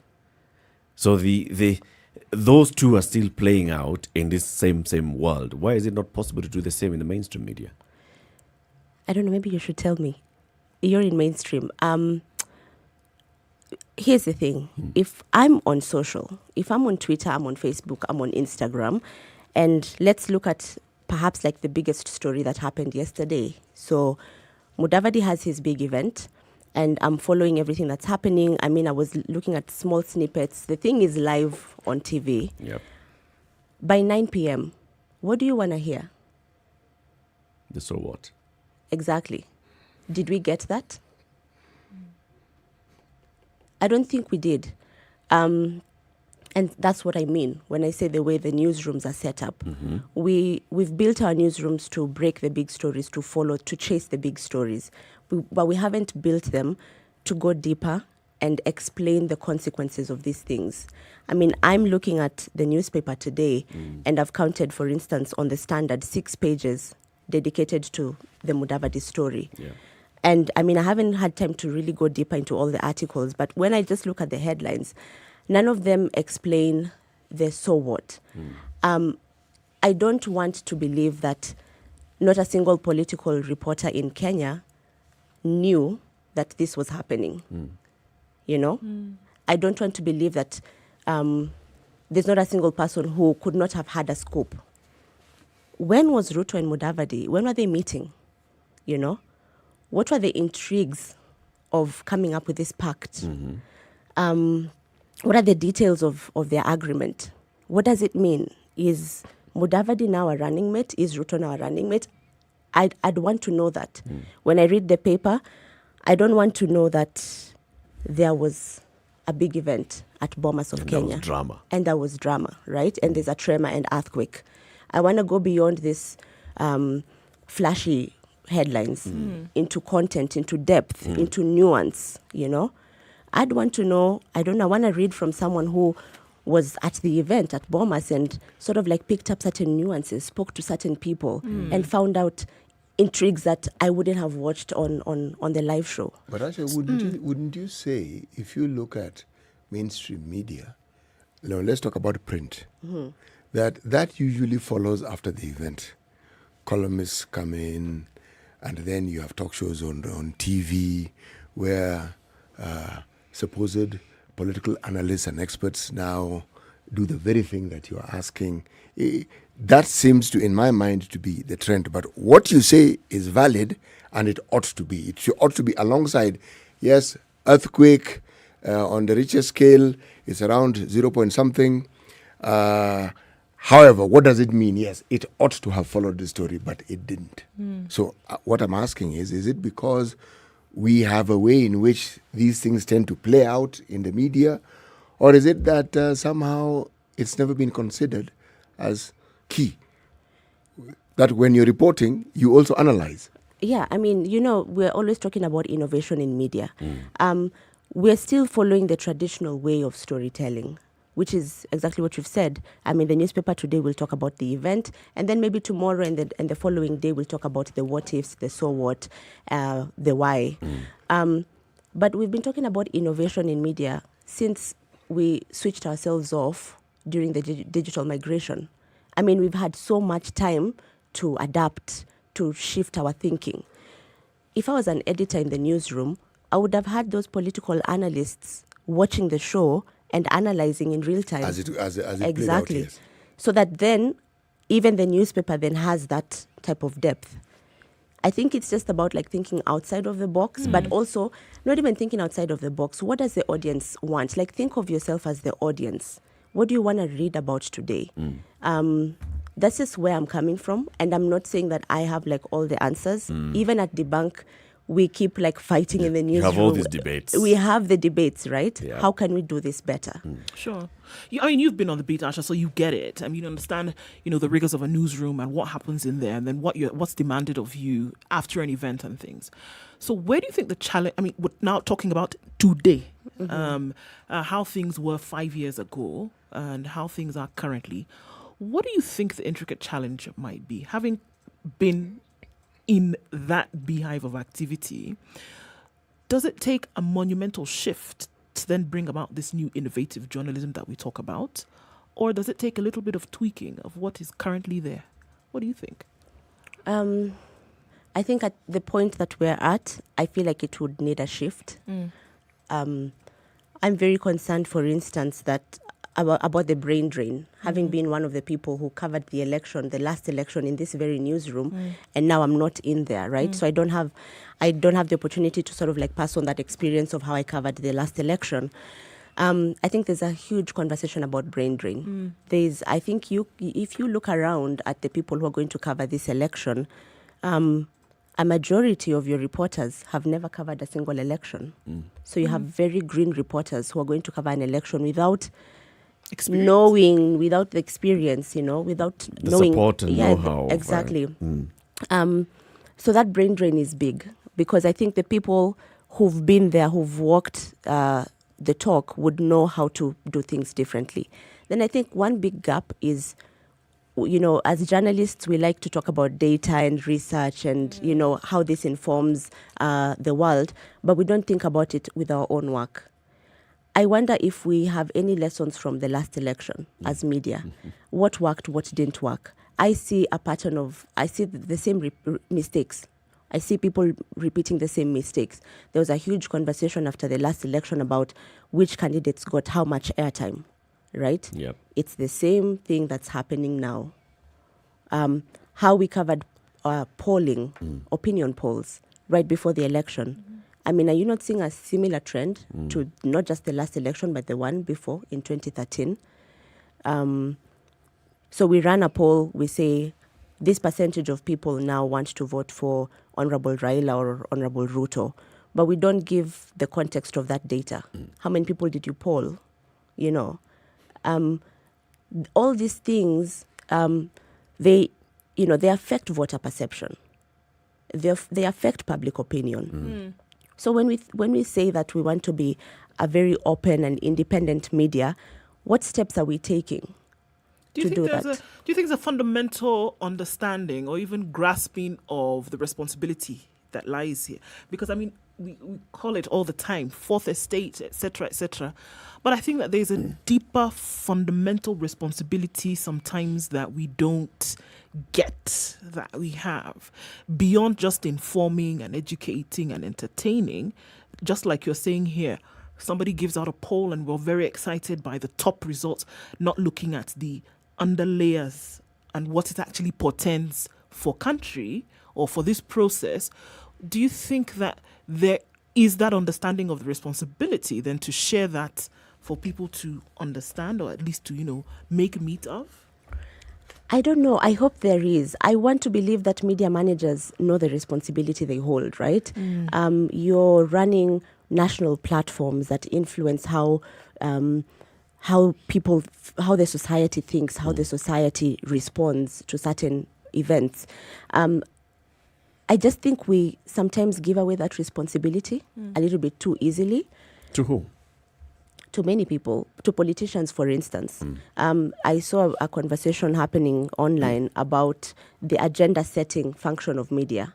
Does media set the agenda in Kenya anymore? Did it ever? There's a time that we did. I doubt that we're doing that now. Headlines are driven by what politicians will say, what they'll do. We'll give 5 headlines or 4 headlines in a week to a certain coalition building process without really any content, to be honest. It's that these people were spotted together. The what ifs, where's the agenda setting? There's always striking a balance between, and yes, I agree with everything that you're saying. These conversations are had at various levels in various fora. The Media Owners Association in their meetings will sit down and ask themselves, people, are we leaning too much on one side? Is it okay for us to express our personal opinion as individual investors in the media versus what our independent media house is doing? They have those conversations.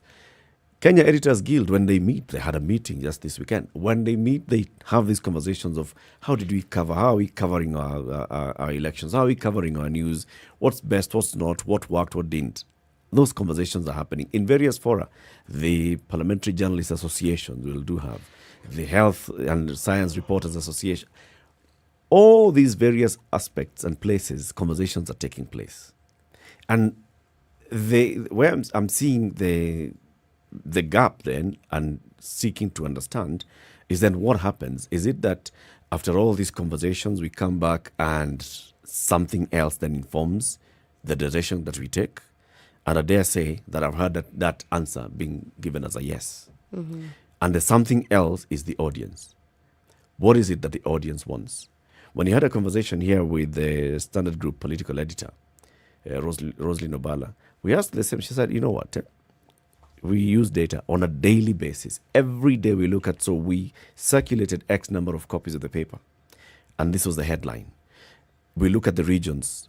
How was the circulation? What are the numbers? We look online. What are the numbers of the people who actually clicked on this particular story? And we are able to tell. Certain headlines will attract readers more than other headlines. That means that this is what the audience wants. If this is what the audience wants to consume, then all these other stories we see it and all, then they'll come into page 3, page 4, page 17, page 18. But the headline will have to be something related to this kind of political conversation. I mean, I've had that. I agree, but I think it's a very lazy argument, right? This has been the argument even when I was still in the newsroom, that people want to read politics. Of course it's true. I mean, right now, I'm really concerned about politics. I would want to pick up the newspaper because the headline is a political story. But how many times do you look at the headline, the splash, and you're like, wow, I really want to get into this story. And then you get into the content and it's like, where is the story? How many times has that happened to you? I mean, this happens to me all the time. So it's not a matter of the fact that audiences want to read politics, so we will give them some fluffy pieces. Go deeper. Of course, people want to read politics. It's a political season. Politics controls a lot of what happens in this country. Politics affects our economy. The inflation is high. People don't have money in their pockets. They want to know who the next president will be, how politics is shaping up. But what value are we giving them in the content? Surely, it must go beyond these two men, because that's often the headline. These 2, 3, 4, 5 men are coming together to form a coalition. Or they're talking about this. Or this person has dumped the other one. So in your opinion, if we were to set the agenda, instead of stating the obvious, what ought we to do? How should we approach this same subject? I would love to see the media setting the agenda on what this election is about. You know? What should this election be about? Surely the economy. We are struggling, right? So when we talk about the candidates and what they're talking about, how they're forming their coalitions, when they'll launch their manifestos, what is their thinking around the economy? How are they forming the teams? Who's going to inform the sort of policies that they come up with? That ought to be the media's role. You know, the election is not just about who wins or who loses. You know, the election is about where does the country go after 2022? Yeah. How do we get out of the debt that we're in? How do we work on our healthcare systems now that COVID has shown us what's happening with our public healthcare system? That ought to be the media's role, I think. Those are the conversations we should be having. Let's take a break. My opinion. At 29 minutes to 8, this is Kenya's biggest conversation, The Situation Room. And our guest this morning is journalist Asha Mwilu. She's a founder and managing partner at DAP-K Media. And we are looking at, so how are we covering the 2022 general election? And is it different from the kind of coverage that we've received before in the other previous general elections? Is mainstream media playing a role? Are the alternative media outlets like DAP-K Media, which is digital, are they giving us a different kind of context and content? Are we getting this from other quarters as well? This is a conversation to have. Let's be back and continue with this after this quick break. This is The Situation Room, the only way to start your day. Spice up your life. Classic soul, R&B, smooth jazz, neo soul, and nostalgic ballads. Make some noise. Yeah. You're listening to SpiceFM. Bro, na si watu wamejenga manyumba area. Kwanza angalia ile. Are you seeing that roof? That color? Sio ni nyumba mpya? That's not a new house, bro. That's a CoverMax roof. CoverMax? CoverMax. It's more than just a roof. It's color that lasts. Ukiweka, umeweka. So whose new house is that anyway? Really nice. Niangu. How's that possible? Good choice from me. CoverMax didn't let me down. It's good to have a long-lasting roof when you have a family, you know? CoverMax roofing sheets with advanced color coating technology. A quality product from Mabati Rolling Mills. What makes a man? I had an advertising job that was toxic. It was difficult. I'm not saying the people were toxic. I don't think anyone is inherently toxic. Don't ever let someone's perception of you become your reality. How do we navigate through career, family, and life? I was an average kid. I wasn't a poor student. Examining what defines a man. We derive our identity as men based on external factors, on things that people can be able to see. A space for men to open their experiences and more. Starting Thursday, 18th November on the Standard Digital YouTube and Facebook page. Hosted by Eric Latiff.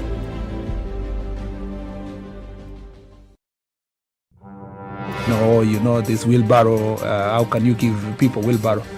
His party symbol is an umbrella. Is he distributing umbrellas in Makueni? Have you been told if we don't lock between 10 to 4, this is what we're saving? You try and call them, the same person who was in your house every day, because they know you are influential and you will give them votes. Call them after 1 month and see if they'll pick up their phone. Don't tell your member of parliament that you want him to come and build a school, you want him to come and do a hospital. That is not the work of the member. Now that we have devolution in this country, these resources should go to those devolved units. You have to have strong, independent institutions. And I mean, you have to have police who has the right to take the biggest town in the country and question, why did you do this and that, and send them to court if necessary. Joel Nkericho, good morning. Salama sana Eric, habari ya asubuhi. Salama kabisa. Mbunge wako ni nani? Anaitwa Silvanus Maritim, hapa ni Ainamoi. Silvanus Maritim, Ainamoi. Yes. Sasa ile juma namwambia yeye nini? Amalize aende. Asante sana. That's it. The situation. The weather. The sun's coming out through those clouds in Nairobi at 16, highs of 26 today. We'll see highs of 26 in Nakuru, where it's partly sunny at 14. 13 degrees and partly sunny conditions in Nyeri, highs of 26 and lows of 12. Sunny in Eldoret at 13, highs of 24 and lows of 12. It's cloudy in Mombasa this morning at 26. We'll see highs of 32 and we'll see highs of 31 in Malindi, where it's also cloudy. Currently at 25. Mostly sunny conditions at 18 in Kisumu, highs of 28. While in Kakamega, it's mostly sunny at 17. We'll see highs of 29 and lows of 15. It's cloudy in Kampala at 19, highs of 28. 31 will be the high in a mostly cloudy Dar es Salaam at 26. Mostly cloudy conditions at 12 in Johannesburg, highs of 25 and lows of 11.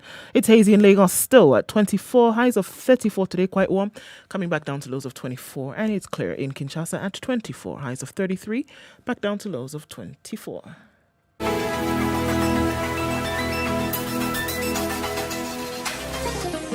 Chilled Spice.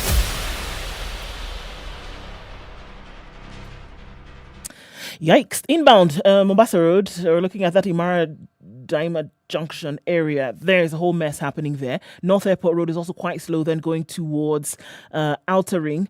That is going to stop you here and there. So, unfortunately, there's no way out of this one. If you're going towards Outer Ring, you have to stick to that.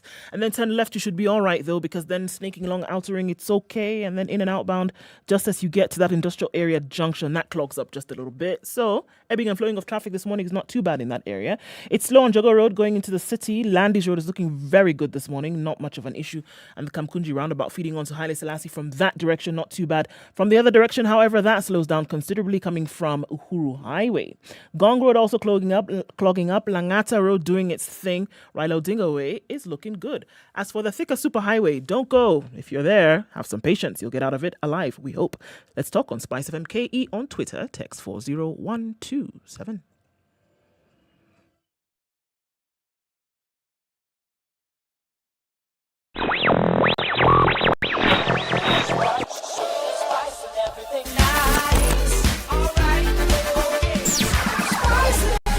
Spice up your life.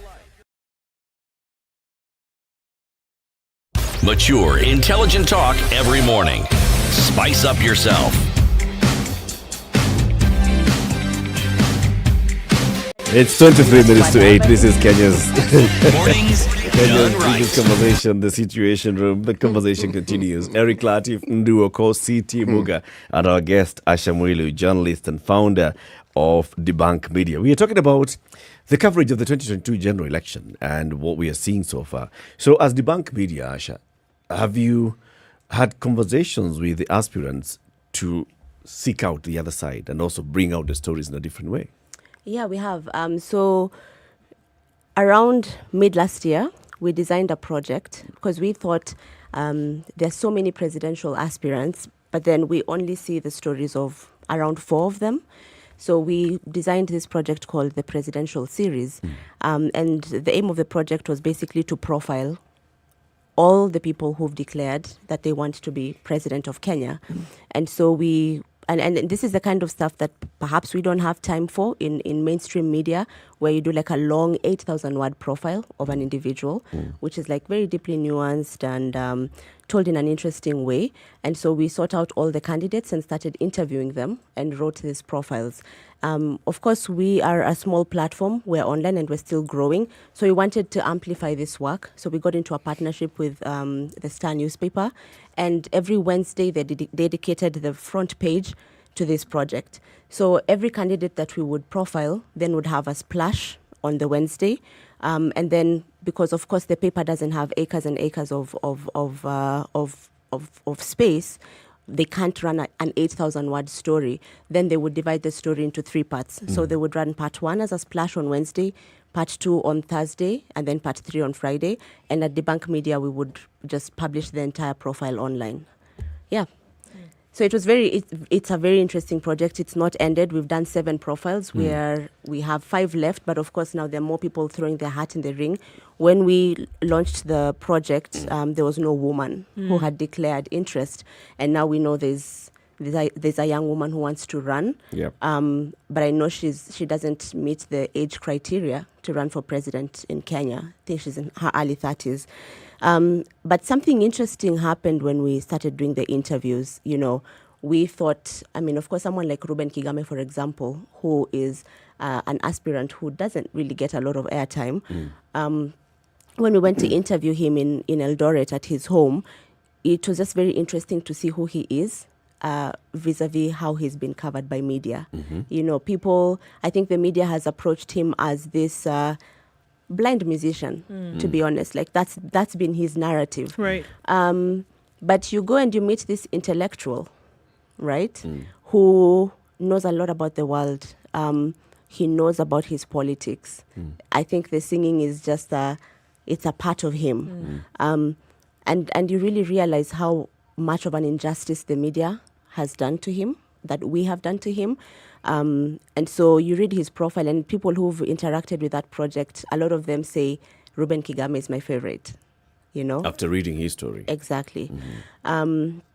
Yeah, and I think you just need to go to the website, read those profiles. But what's the reception like? If you look at the numbers, the number of clicks that you get in the articles, and the kind of feedback that you get after the serialization by the Star, what's the reception like? The reception is really good. You know, we say that a lot of the content is left for the discerning reader. You really have to get deep and read between the lines. And I think some people have really picked up certain things. The reception was really great. Like on our pages, I told you we're now growing. On our pages, we got a lot of hits. But I think the real impact was actually on the Star, because they had to publish additional copies every Wednesday. They had to think about perhaps printing additional copies in the region where the candidate being featured comes from. Because there is this feeling of, oh, look, like representation. Our person is on the front page. And not because of some controversy or because they're forming a coalition with a certain person. It's just their story. But the conversations continue thereafter. So, for instance, once you've covered, one candidate, Reuben Kigame, okay? So he's gotten coverage on Debunk Media and Debunk Media platforms. He's gotten coverage on the Star. He's also gotten coverage on the other media platforms as well, various interviews. Does the conversation continue?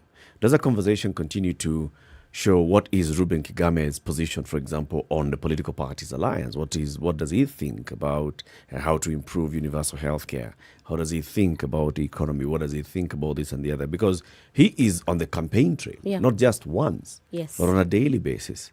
Are we able to sustain a conversation on these other, let me call them smaller candidates, as we are able to with the bigger candidates? It should. Who are in our face. I think that the conversation should continue. You know, this project for us was, let's get this conversation going.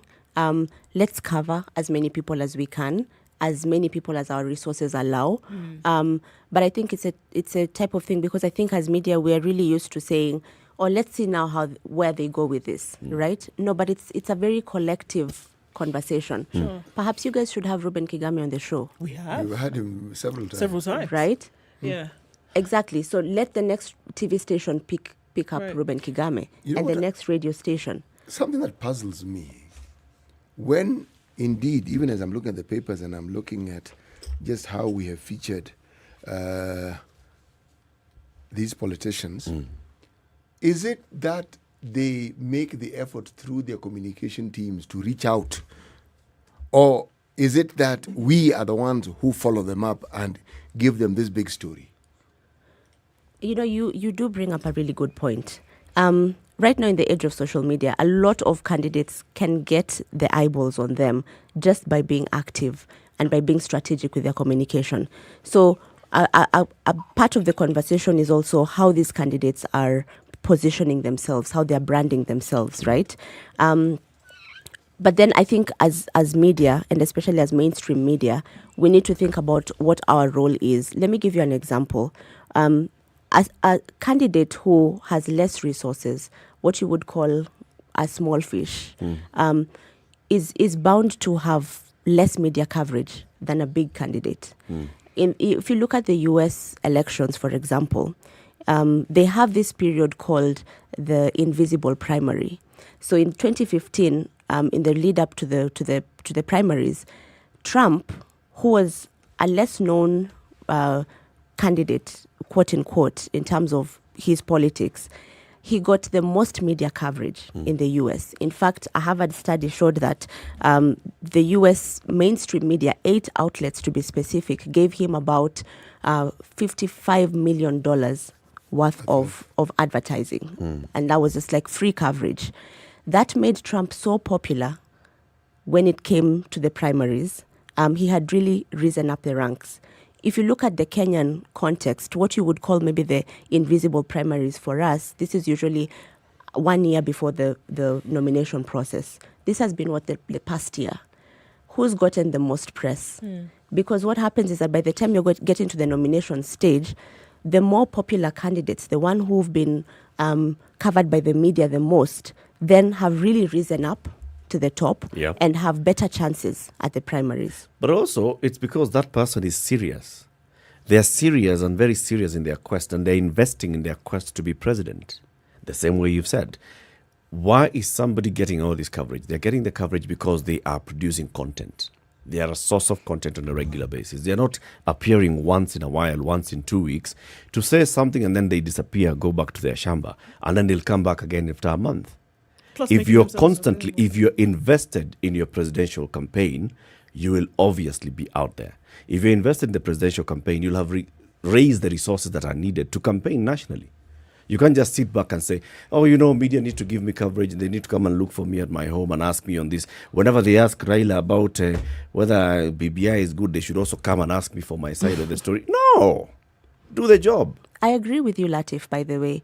I don't think that we have one pill as the solution. I agree with you. Like, candidates need to put themselves out there. But as media, we need to think about balance. If we are guided by the same news values like impact, we need to think about the news value that is balance. How often do I have this person on my front page? How often do I have them as the top story? And if they do, if you have as much resources as some of the top candidates have, then you get to control the headlines. Is that what we're saying? Yes. It's a good discussion when you're talking about the media in, say, Kenya. But if you are talking about the West, say America that you've mentioned, or the UK, where media houses take sides, you know from the get-go that these people support these values and they support these political principles. So, in such a case, where would the balance be? But they've declared, right? Yes, they've declared. It's known. Can we talk about the Kenyan media, for instance? Which media house supports who? Is a big question. There's no media house that has openly declared and said, this is our stand and this is the direction we've taken. Right. What about media owners? Media owners, there's one who's come out to declare. Those that we know of, right? Yes. I think Others are media owners and they are also running campaigns. So you own a local radio station and you're running a campaign. So clear. And also remember, there are media houses that have been associated with a certain leaning. Yes. Okay. Now, who is it that has associated them with that leaning? In Kenya, politicians shout very loudly when things don't favor them. Okay. When they get publicity, it's okay. The moment somebody else gets publicity and it isn't them, then it isn't okay. It's true. And suddenly the person is being biased. And that media is then biased. Yes. And That's that true. media is then favoring. So and so. Yes, as opposed to. And yet, there is a certain reality that Eric has mentioned about politics. Huh? Let's look at it as a competition. Now, surely, if you're in a competition, should you not be prepared for it? You should be. Yes. If you are running an 800-meter race and you are training for 200 meters, what do you think is going to happen to you? We'll see you doing brilliantly in the 200 meter and then you fade away. What I'm wondering is, have we resigned to the fact that as media, we can be rented by the person with the most resources? You've changed the I'm actually conversation. no. That's just a question that I have. I hear what you're asking, but here's the thing. The headlines that you see in the papers are not bought headlines. They're not. All right? You will not go to the official records of that certain media house and ask, so how much has Raila now paid, bought advertising for? They haven't. Unless an event like yesterday's where it's a paid up advertising, we're giving you live coverage, you pay for it. The rest, you don't. Why are you appearing? It's because you are present. It's the same thing. We cannot say that I am running a newsroom. I'm editor of a newsroom. I'm looking at, so who's available? I have got to go and start digging and looking for what this candidate represents. What does this candidate mean? If the candidate themselves are not actively doing it. But Eric, that's it is our their role job. as the media. But it's the job of the candidate to actually come out. If the candidate came out today and they made their declaration, they'll get coverage of the declaration. I am declaring I want to be president. But then you look at, in the run-up to this declaration, was this person there? Because there's a track record. Eric, was this person visible? After this declaration, have you seen this person, or do I have to go look for him? Okay, but wait, you told us that you want to be president. Now, Are you still in Okay, can I ask a question, kindly? I think that's a very interesting argument. Let's even put politics aside and look at another issue that media should be covering. I think one of the TV stations covered this story yesterday. There's drought in parts of the country, northern Kenya. Yes. We haven't really seen this story, right? We haven't seen it on social media. So will our argument then be, those people dying of hunger are not really visible. Make noise on social so that media can cover you. The role of the media is to seek out the stories. Yes. It's to create that fairness within society. Yes. And I think we need to be aware of the inequalities that are present. For instance, women candidates, women politicians have less resources. They get less support from their political parties than men. Data has shown us this. And even the most prolific of them, the ones that you would call the top female politicians, last election, for instance, I covered 5 of them. I did a documentary for KTN. It's called Against the Grain. And I covered 5 of who you would call women politicians who are mostly on media. Yeah. So I covered Martha Karua, Millie Odhiambo, Rachel Shebesh, Lesuda Naisula, and Esther Passaris. And I went to where they were campaigning, like kwa grassroots, And I saw some of the challenges that they're facing. Spoke to them about how much support they get from their political parties. You do see the disparities. Yes. And so if media then sits back and says, as a candidate, I need to see you more visible, you need to have more resources for me to pay attention to you, then what we're doing is just creating a bigger, a bigger gap. My argument, Aisha, is the media is open. There's no financial barrier that has been placed on covering these candidates. No one has said that if you're a candidate and you're vying, you have to pay X amount of money for you to appear on the Standard, for you to be covered on KTN, for you to be on Spice. So if we are accessible, it's you to access us. As much as we're also looking for you, but also be available, be accessible. and reach out and say, so this is what I'm planning, this is what I'm saying, this is my position on this. If you're constantly in my face, you're going to get coverage. Eric, I agree with that, right? I agree. Candidates do need to put themselves out there. Sure. They need to market themselves. But we can't be the armchair journalists who say, I'm going to sit here and wait for the people who will come and ask me for coverage. It is true. I said you'd change the topic, and you had, and it is a good thing that you did. You see, if we were to continue with that vein of changing the topic, then I would ask you this. Do we have candidates who have presented themselves to the media and have been ignored? Do we have candidates who have announced that they're having some sort of, what do they call, the unveiling of, yes. Launch. That's the word I was looking for. And the media has ignored them. Do we have perennial cases such as this? You see, if one could point to even just two, then we'd say the media is being unfair and the media is biased. But the media does cover. Now, you are a journalist. On any given day, politics aside, how many things are fighting for the attention of media houses on any given day? For space. Yes, how many things on any given day? Now, you talk about northern Kenya. We talk about them here daily. Not just them, that the war-torn areas where they are bandits, some say they are Al-Shabaab. We talk about it on a daily basis here. Now, part of it is to get people interested in knowing that these things are still going on. Yeah. But there's a reality about this country and the things that interest them. The problems that were in Pokot, that were in Baringo, that were in Laikipia 2 years ago are the same problems we are still talking about. True. Drought aside. As for drought, we know well in advance that it's impeding, it's on its way. And we keep talking about it. There's a problem. There's a threshold beyond which people do not want to hear bad news. So you will present it, but they'll say, okay. Politics, unfortunately, tends to be more entertaining.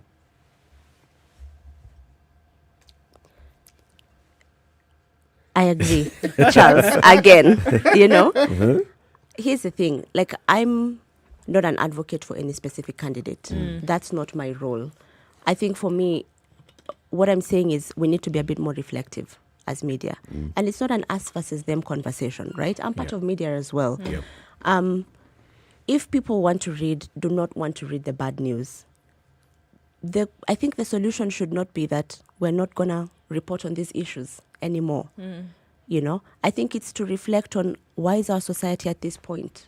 And it's not just drought. There are many other things that are happening, right? We have so much. Mental health, for instance, is a huge crisis in this country. We're always seeing these top stories of someone has killed their wife, their kids. I think it's how do we make these things make sense, Do we place a big political story on a headline every day and forget about everything else that's happening? Because people don't want to read about these things, so let's wish them away and not put them on the front page. Actually, I'm of the view that even if they don't want to listen to it, can we find a way in which we can make it interesting so that they pay attention to it? That's what I was saying about the agenda-setting role of the media. How do we tell our society, hold on, I know we have an election, I know there's these big coalitions being formed, but against that backdrop, there's these other things that are also happening. Actually, it's not a but. It's actually saying that these are the issues that are affecting us today as a country. And these are the issues upon which we should judge the aspirants when they come to us. What is your position when it comes to issues of food security? Absolutely. Because you have acute food insecurity in the country every year. What's your position when it comes to healthcare? Because healthcare is the one thing that is impoverishing Kenyans on a daily basis.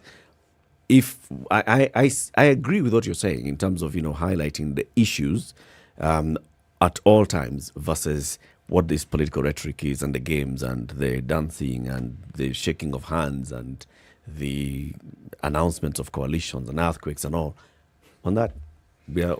Do you think it can change from what we see, Aisha? If we are looking at these issues on a regular and then setting that agenda, do you think then even the things that we're looking at and hoping that would be from this election, that people are making then choices based on issues that have been addressed?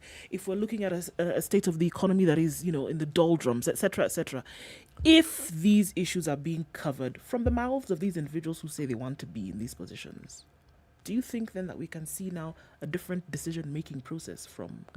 That's what we need to empower the voter. We need to empower the ordinary mwananchi to start thinking of politics in that way. Denmark, for example, in their last election, the party that they voted in was actually on a climate change agenda, because the citizens felt that this is what is most important to us. And now you see even their foreign policy really shifting, Denmark is now, it's one of the wealthiest countries in the world. And now they're thinking about channeling, and they are doing it. They're channeling most of their funding, foreign funding, towards climate change activities, policies. Can we get to that point as Kenya, where I want to hear what William Ruto stands for, and not just a catchphrase, bottoms up or whatever. Like, what really is your agenda? It's bottom. Oh, it's bottoms up. Bottom. It's bottom. Bottom It's up. one. Or bottom up. Or the S is the one that created the problem. Right. But yeah, so what platform is he running on? Yeah. And the other politicians. The others as well. Even the ones that we're saying we need to hear from more, even though you're just a small candidate, you need to tell us, what is your platform?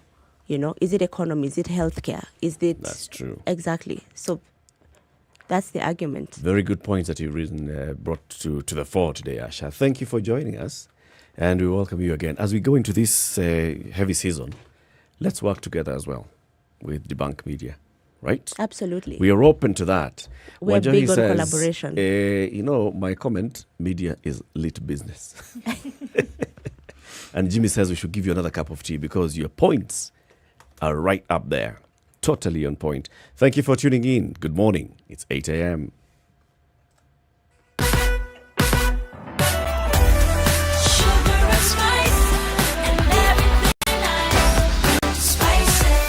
Spice up your life. The SpiceFM Newswire is brought to you by InDriver.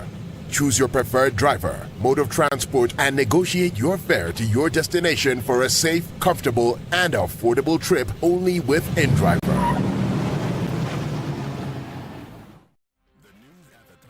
The latest news from around the world. 94.4 Spice FM. This is Newswire. Dennis Masato. ANC party leader Musalia Mudavadi launched an attack on Central Organization of Trade Unions boss Francis Atwoli.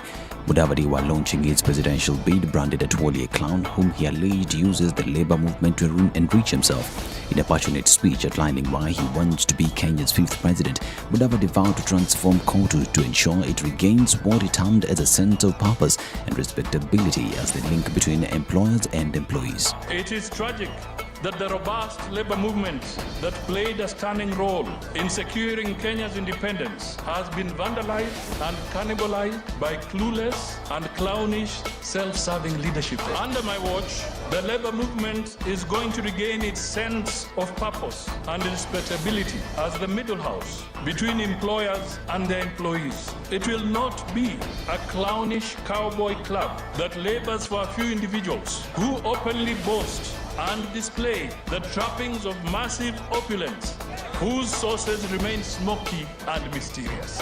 Meanwhile, Atwoli, who has positioned himself as Western Kenya spokesperson, has consistently been supporting Mudavadi's political rival ODM's party leader Raila Odinga, who is gunning for the top seat on the Azimio la Umoja movement. In a rejoinder, Atwoli told of Mudavadi, saying he had ashamed the Western region by working with Ruto, further alleging that ANC and Ford Kenya are political commercial kiosks for Mudavadi and Wetangula. And Musalia Mudavadi's supposed earthquake announcement during the ANC National Delegates Conference saw the One Kenya Alliance break into half. This is evident after KANU chairman Gideon Moi and Wiper leader Kalonzo Musyoka walked out of the meeting. The two walked out in protest of Deputy President William Ruto and his allies having been invited for the event, with the two leaders now saying that ANC's friends are not their friends and that they are unsafe with them, sentiments that didn't sit well with Kakamega Senator Cleophas Malala. The earthquake has already claimed 2 victims. Mimi nimeshangaa. Na mimi kama kijana mdogo mpaka mimi niongee na mimi mpaka niseme ukweli. Mimi nilialikwa katika kongamano ya KANU. Vile nilienda kule kwa KANU, walialika marafiki zao. Na vile marafiki zao walikuja, hatukukasirika, tulikaa nao pale pale. Mimi nilialikwa kwa kongamano la Wiper. Na vile tulifika huko, tulipata wamealika marafiki zao. Hatukukasirika. Leo mimi nimeshangaa. Ati majamaa wanakuja kwa harusi yetu, wanaona tumealika marafiki, ati wanakasirika, wanakanyaga mkunga. Mheshimiwa Musalia, anajua utaongea nao, tusonge pamoja, tuunde Kenya moja pamoja. Hao ni mandugu zetu, tumekuwa nao kwa One Kenya, we are going to persuade them. Okoh spokesperson Frederick Okango said the two principals expressed uneasiness at the alliance but expressed best wishes for the ANC leader, stating that they shall not entertain nasty political games. These as several leaders from the Azimio camp poured cold water on the newly formed pact between Musalia Mudavadi and William Ruto, stating that the union will have less impact come August 9th.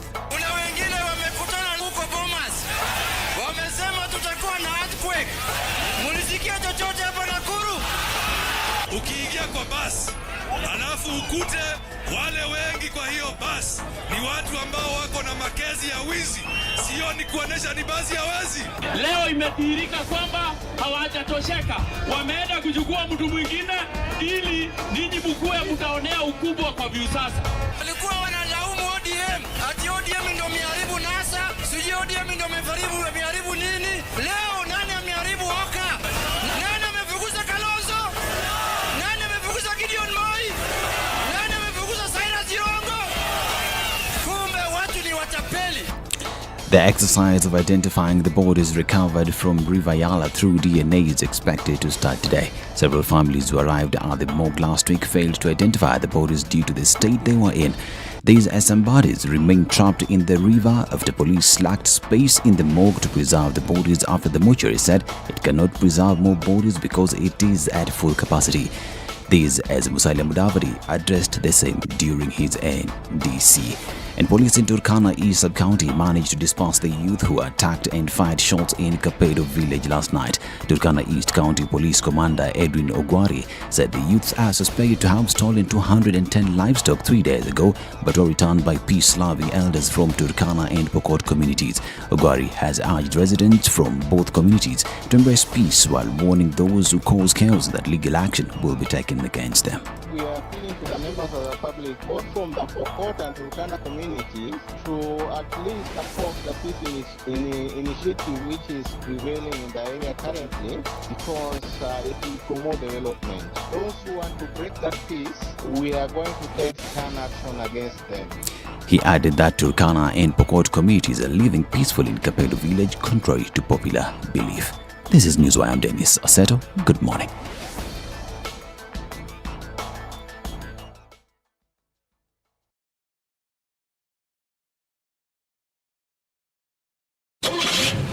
The SpiceFM Newswire is brought to you by InDriver.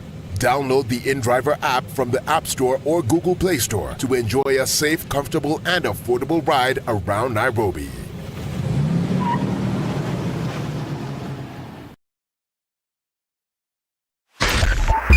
.5 Spice FM. Kisumu. Okay, so what are we looking at? A few minutes after 8 o'clock, jam-packed CBD, that's for sure. We're looking at past the Nyeri Stadium roundabout traffic all the way through to Westlands, in and outbound. It's that Monday morning. Started off a little bit late, but it has caught up, that's for sure. Gong Road this morning is quite tight, and we're looking at Jogo Road coming route to the City Stadium roundabout. Some traffic there. Uhuru Highway, like we said, through and through. You're not getting off Langata Road without a scratch this morning. It's very, very tight here as well. Coming off a thicker superhighway, that's not letting up either.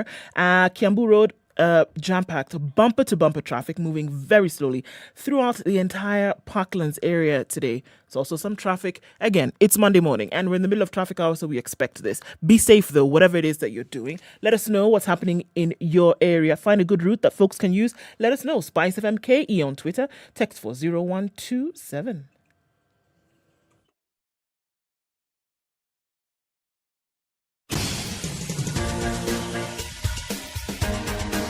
This is The Situation Room, the home of hard-hitting political commentary and penetrating insights about the state of the nation. This is a talk radio experience like no other. The Situation Room, a place for hard truths, debates, and elevated conversations. The Situation Room, witty, political, engaging, deep, controversial. In the room, we have C.T. Muga, researcher, academic, seasoned political observer, a fountain of wisdom in these politically uncertain times. Ndu Okoh, Nigerian by birth, Kenyan by choice, communications expert, Pan-Africanist, a truth seeker and believer in people power, and Eric Latiff, agent provocateur, the man in the chair, seasoned journalist, news hound, a man who believes in punching up, not down.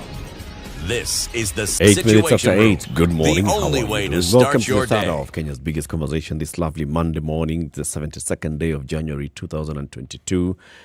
The calendar indicates the 24th, but you know what that means. This is the Situation Room on SpiceFM, online, SpiceFM KE, YouTube and Facebook. And for the next 1 hour, we are also live on KTN Home. We have another guest in the studio. But before we introduce him, let's hear the day's proverb. Chombo cha kuzama hakina usukani. Chombo ya kusama. Yeah, hapana iko na. Wow. Sukani. In English.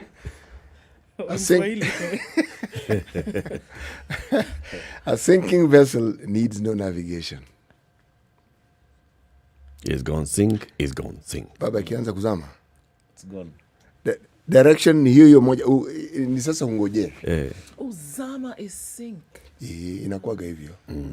It is like that usually. So zamani is sinking. Now that's a lie.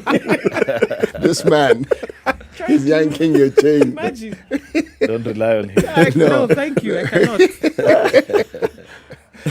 Zamani is gone. Once it has zamad, zamani. It's gone. Well, our guest is Kericho Senator Aaron Cheruiyot, joins us in the studio now. Good morning, Senator. Good morning, Eric. Good to have you physically in the Situation Room. We've had conversations with you via Zoom. It's good to have you in the hot seat this morning. You guys have the coolest studio in town. It's very beautiful. Say that again. John, did you get that? Your clip ashike. Ashike hivyo. Rudia kwa wale ambao hawakusikia mara ya kwanza. Of all the radio stations I've been to, and I've been to virtually all of them in this city and out of it, this is the coolest. Wow. You are the cool kids in this town. Nyinyi ndio mnafanya kazi pali mambo iko sawa. And for that reason, we'll not even give you any rough time in this show this morning because you are now our friend. You have earned your stay. Nice. Okay. Senator, Yes, were you sir. in Bomas yesterday? Yeah, of course. Of course. Yeah. It wasn't your event. No, you had. I sat at home, then I said, why would I want to watch the earthquake on TV? Let me trot on when over. it's possible to actually go and have a... To the epicenter. Yeah, be at the epicenter and watch it happen live. Right. So I was there, watched all the events from... we joined in at the second part of the function, which is after the NDC, because the first one was a purely ANC affair, where they were passing resolutions as in ANC delegates. Then after on, the rest of us joined in. Right. Yeah. And when you joined in, some people walked out. Yeah, I was shocked, man. How do you go to, say, someone's wedding, then while you're seated there, a friend of theirs who probably isn't your friend walks in, and you walk away? I don't know. I find that... Because the people you went to see get married, the groom has changed. No. No? That was extremely intolerant. Or, I don't know. Or I would have used more harsher words, but part of those who walked away are my colleagues. So we have this sort of like a bro code. You don't go too hard on each other. But I want to meet them, specifically maybe my colleague, because tomorrow we have Parliament tomorrow, and ask Gideon what was it about. I don't get it. Is it there's somebody they fear in this town? You know, probably that later on they'd be pinched a good one and asked, why were you seated in that room with so and so? I don't know. We'll get to know. But Senator, you know, when we repeal Section 2 of that Constitution, other Constitution, and we opened up our political space and then opened it further when we promulgated this new Constitution. And then it came with all these rights, which I like to call permissions. I think every once in a while we get surprised when people actually exercise those rights. They have the right to accept the invitation. They have the right to decline the invitation. They have the right to stay. They have the right to leave. Yes. Okay. I am simply saying that sometimes this issue of rights, we are never really going to get to a point where we think we've understood it fully. We are always learning something new. Because I feel, yes, the optics, given that it's politicians in a political setup, but politicians also have rights. Yeah, it's true. It's true. Which sometimes, you know, what is it that they say about rights? That yours begin to end the minute they interfere with the rights of the next person. Basically, they were within their space to exercise their right to, but also I felt that they interfered with the rights of ANC party and delegates, especially the right to associate, because it's a very sacrosanct right within our political setup, because you know where we've come from. Back in the day, you used to be told you cannot even interact with kids of so and so. Forget about the person. Even his own children were ostracized out of society, and you're told, please never mix with those people. They are bad people. We are trying to build a country where people can build bridges of friendship. Right. But here we are. It's clear we still have work to do. It is what it is. Yeah. Senator, you listened to the speech by His Excellency Musalia Mudavadi. Yeah. And what did you make of that speech? I have never seen Mudavadi Musalia in the element he was in yesterday. Maybe I'm part of the victims who have, you know, the unfortunate thing is that most of us, and I didn't know, listening to Musalia yesterday is when I learned that actually we could all fall victims of judging people based on what we've been fed about them.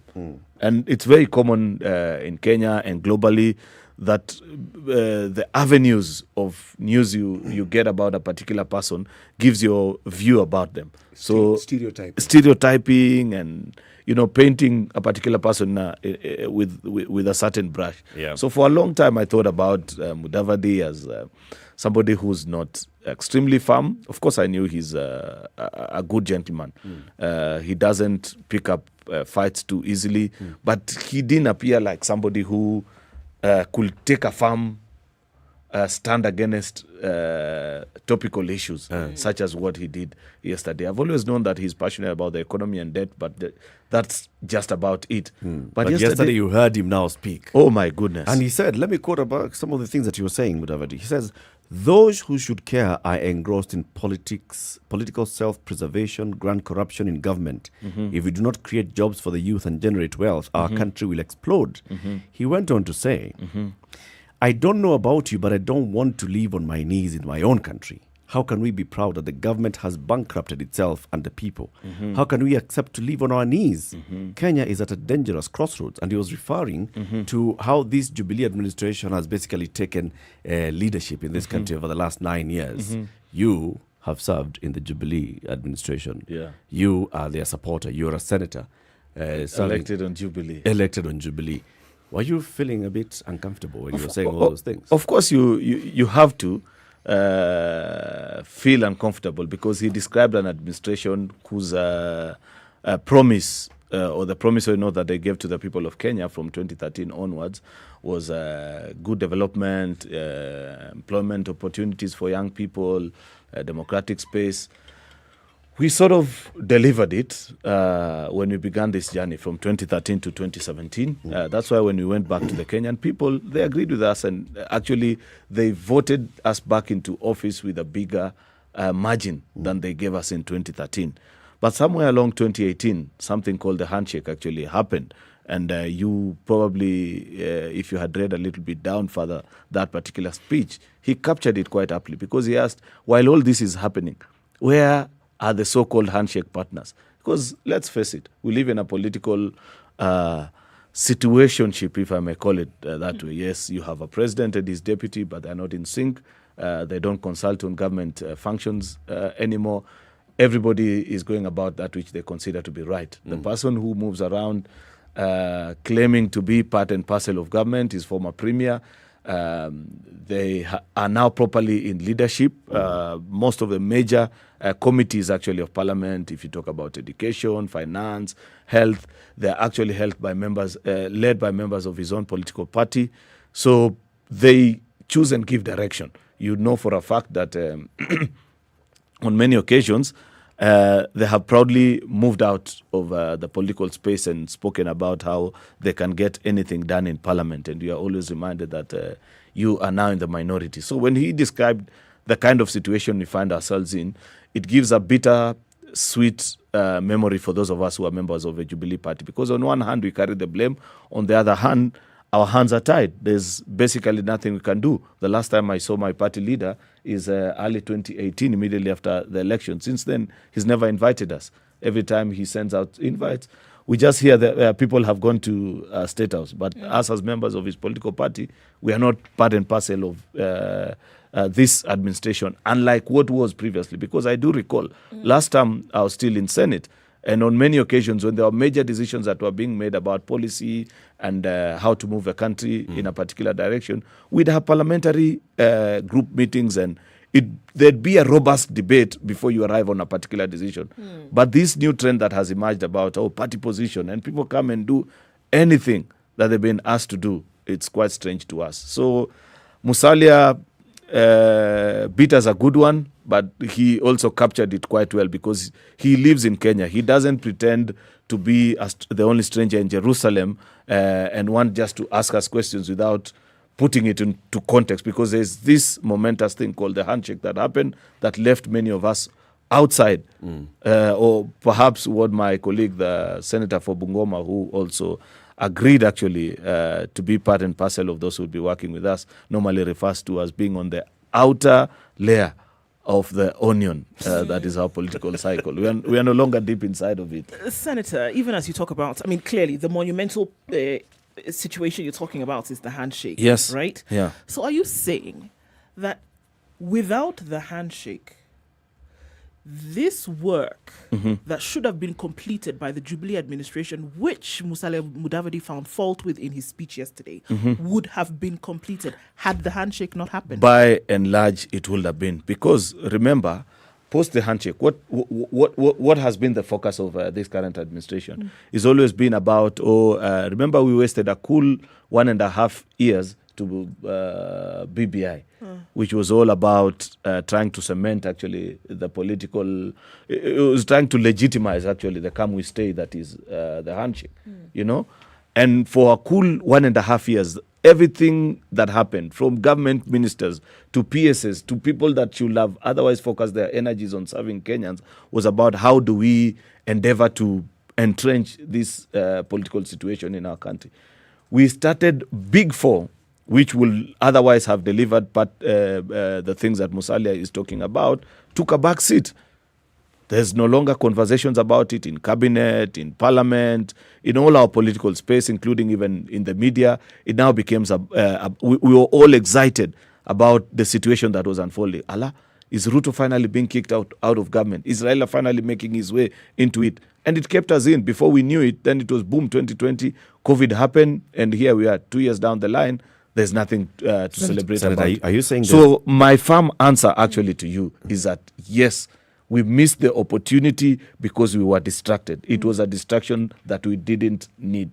Are you saying the government was doing nothing during that time when we had the BBI conversation? If there was something that was being done, then we wouldn't have the kind of situation that because it is Musalia- during that time when Yeah. there's a BBI conversation on the one hand, and the issue of Tanga was also hot on the political agenda and political conversations. But the person who was being accused of Tangaing, the deputy president, was saying, no, I'm actually going around the country inspecting government projects Yeah. and ensuring that the government is doing its work. Yeah. And he never came back with a report and said, you know what, people? There's no work happening. Ai, nimetoka Nyamira hakuna kazi. Are you forgetting that immediately after, the entire government machinery was actually deployed off him? While you'd previously find in a situation where if he was going to open a water project, you'll find the ministry officials there, the local water authority body officials will be there to receive him so that he'd listen to views and feedback from the citizens and say, Mr. Deputy President, while we appreciate this particular water project, down the drain, this and this wasn't done in a right way, or we'd wish if this water had been pushed a little bit longer to get to a particular village, and you'd get that feedback. And when he rose to speak, he'd say, okay, Bwana PS, I hope you've heard what the people are saying, that while they appreciate that we push this project to a particular village, it will make more sense if we perhaps diverted it at a particular point. That's the kind of engagement that used to happen. But immediately this happened. Towards the mid of 2018, all that was taken away. If you went to his roads function, you wouldn't find even a chief. There were times that it was in vogue in this town to say that he went to a police station and he was not received even by the officer manning the OB. So I mean, that's by and large what it became. So you cannot say that he has a report to give back. While I remember previously, because I watched this administration in the first term and I've watched in the second term, on many occasions in his first term, it would be almost impossible to get an appointment to see him in the morning hours. The political class and members of parliament, our engagements with him were mostly in the afternoon. The whole of his morning was spent with government ministers and state parastatal officials working on basic things. By mid of 2018, it became an open secret across government that he should never be seen anywhere near Harambee Annex and his current office. So, that is what it is. But Mheshimiwa, this didn't happen in a vacuum. What we saw long before even we knew there was something that was going to be called a handshake, the union that formed the Jubilee government wasn't as unified as what we saw when they first came into power. Yes, I've been told and I've heard and I've read and I keep hearing how the handshake disintegrated this. But could we also not say that the handshake simply brought to the fore what had already existed? Yes and no. Yes and no, because if you watch how the cabinet was named in 2013, how functions happened in that particular term of office, and you compare with January to March, because the handshake happened in March, for sure there's a distinct difference. You remember in this particular cycle, first of all, the president named the cabinet by himself. And I remember many of us just curiously asking, this thing used to be joint. This thing used to be a joint affair. I said, kwani I'm a camera station at State House. You guys relax. Those were the answers from that we would be given every time we raised some of these concerns. So in that regard, yes, you're right that it brought to the fore. But then the handshake gave impetus now and the conviction for the divorce to be hastened. It's like, sorry to use this example, a man and a woman, you're married, you're having the usual issues, but then there's a guy who comes on the side and begins to tell your wife, by the way, I've always known this guy is an idiot. Of course, you can't be you can't be blamed entirely that you broke the marriage. There was a problem, but then there's this guy who came and made it a bit more easier to do it. He's the catalyst. Yes, the catalyst actually. I can only speculate on what happens behind the scenes and the goings on that bring about people together, and then what then takes place that splits them. One can only speculate. But if I put that discussion aside, and I now look at what we currently have, we have an interesting situation in the country politically, and it looks like we are set for a competition such as we have not seen in our political history. Okay? The thing that I have seen that I have loved is how it is every political contestant is able to actually go right around the country. Every once in a while you hear an issue like the one we saw in Embakasi. Yeah, Jacaranda last two weekends ago. Yes, but by and large, people traverse the whole country and they are able to sell their agenda. Now, my question. In your opinion, is the statement I've made, in your opinion, representative of what you actually see and know, because you are the politician? I'm merely a talk show host. No. You're well informed. You're not just a mere talk show host. You know what's happening, and you have your pulse in the right place with regards to what's happening in our political space in Kenya. That's quite true, what you've said, and it gives me hope that the deputy president can go to Homa Bay and be in Mbita town, address a huge rally, and people turn up and listen to him. That he can go to Kondele and do his rally. That last week he was actually in Kibra, where we have been told previously that, nobody dare step there before. Actually, for the 2 terms that we've campaigned, President Uhuru, there are places he never went to. For example, I'll give you an example. Even that Jacaranda that you're referring to, are you aware that, by the way, in terms of space, it's only that it's a bit off of Main Street, Nairobi, but Jacaranda is actually larger than Uhuru Park. So it will be actually the place that you can make a huge political statement. But my side of the political divide had never set foot there because it was considered to be a particular stronghold of certain. That's why, as I say, old habits die hard. You'd see when you were in Kondele, there were pockets of violence, though it was slightly after the meeting. When you were in Jacaranda, there are people who still can't believe that. How could you allow so-and-so to come and have? But I don't want us to focus because I'm an optimist naturally. I don't want us to focus on the small mishaps that take place there. By and large, people have been able to move across the country with very little trouble. And that is a kind of political maturity that we want in our country, where we'll allow those we don't agree with to have Raila coming to, say, Eldoret, for example, which is a hometown of the deputy president. And he had a fantastic rally, well received.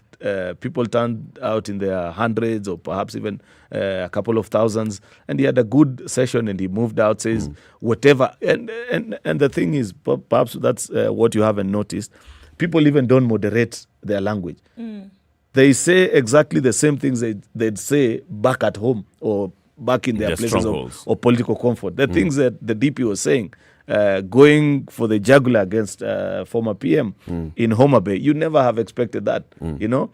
So we must celebrate the little wins and the things. What perhaps something that you missed, because you read out an excerpt of Musalia's speech yesterday, was that he spent a cool perhaps 5 to 10 minutes speaking about the culture of political intolerance and especially the use of state agencies to curtail personal freedom and political choice.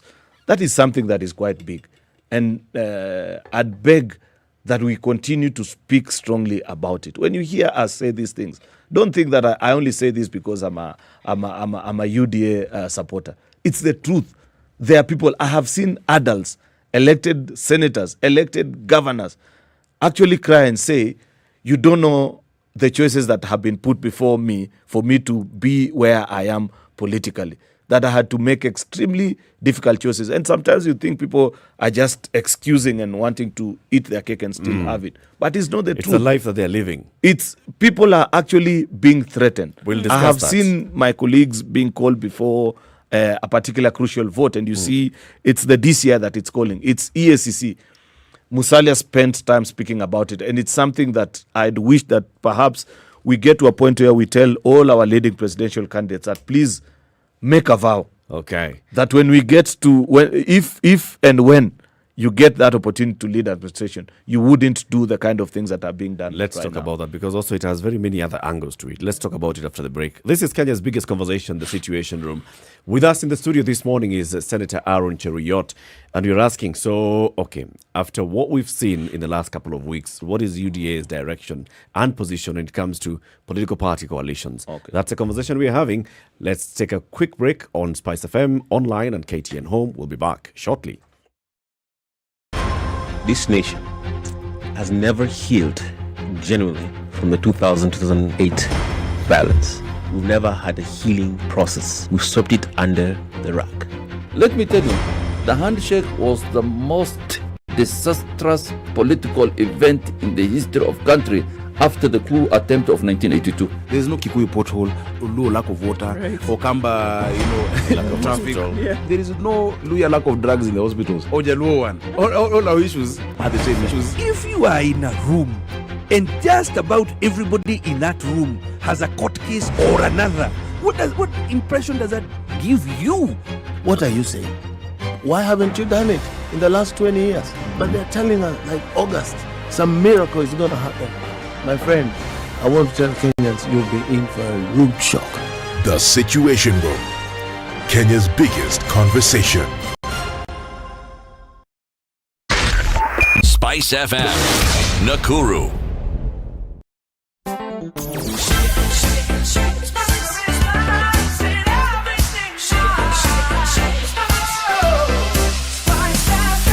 Spice up your life. Clear conditions in Nairobi at 18, highs of 26 and lows of 16 today. Partly sunny at 16 in Nakuru, highs of 26. We'll see highs of 26 in Nyeri as well, where it's partly sunny at 16. Sun's coming out in Eldoret at 15, highs of 24 today. And mostly cloudy conditions at 27 in Mombasa, highs of 32 and lows of 25. In Malindi, mostly cloudy at 27. We'll go to highs of 31 today. It's cloudy at 22 in Kisumu, highs of 29. While Kakamega will see highs of 29 as well. It's currently cloudy at 22. At 21, Kampala is sunny, highs of 28, and we will see cloudy conditions at 27 in Dar es Salaam, highs of 31. Sunny conditions at 15 in Johannesburg, highs of 25 and lows of 11 today, and it's still hazy in Lagos at 23, highs of 34 and lows of 23. We're looking at lows of 23 in a sunny Kinshasa. It'll go to highs of 33.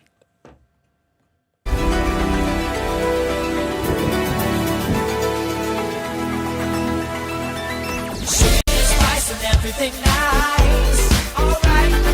Okay. Spice up your life. All right, coming from Sabaki on Mombasa Road, we're seeing a slow movement of traffic all the way through to the SGR, but nothing too painful, at least not for now. Getting towards North Airport Road at that junction, then between Embakasi out, then towards Outer Ring. There's a bit of a clog up there. There's something going on the Southern Bypass this morning. Very slow traffic as you're heading towards Langata Road. Not sure what's causing that. Let us know. Shout out if you see the reason why. At least folks can prepare. All right, Gong Road also still continues to be busy. We're looking at Uhuru Highway out towards Westlands. Inbound from Thika Road this morning, still hot and heavy, guys, and we're looking at Kiambu Road, extremely tight this morning. Juja Road also, it's doing its thing this morning, and we're looking at Limuru Road coming into the city. Bit of traffic there on a bumper-to-bumper situation. Let's keep looking at it, guys. Let's know what you're seeing on SpiceFM KE on Twitter. Text 40127.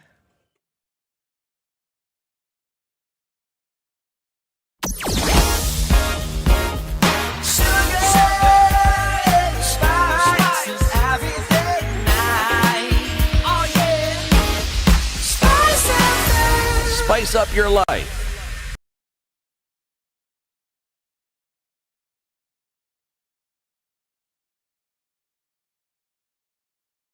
It's 25 minutes to 9. Kenya's biggest conversation. The conversation continues. In the room with you is Eric Latiff, Ndu Okoh, CT Muga, our guest, Kericho Senator Aaron Cheruiyot. So, Senator, we have heard what the UDA and the UDA luminaries, and you are in the inner circle of UDA, what you've been saying about political parties, about coalitions, about, going as one big unit. And there's been all this conversation about, parties, whether small parties should join UDA, whether UDA can actually work with other small parties. Mm-hmm. And then there's the Political Parties Amendment Bill, which passed the National Assembly, and it's now before you in the Senate, which is seeking to introduce some changes in how political party coalitions are registered and governed in the country. In the National Assembly, the UDA brigade was very, very vocal against several clauses in it. In the Senate, we have seen an indication of the same happening. Now, with this new movement and new suitors that you have at the table, you now have ANC that is indicating willingness to work with UDA, Ford Kenya. You have Tujibebe party, and even your party leader was saying, others, welcome. Are you changing your position?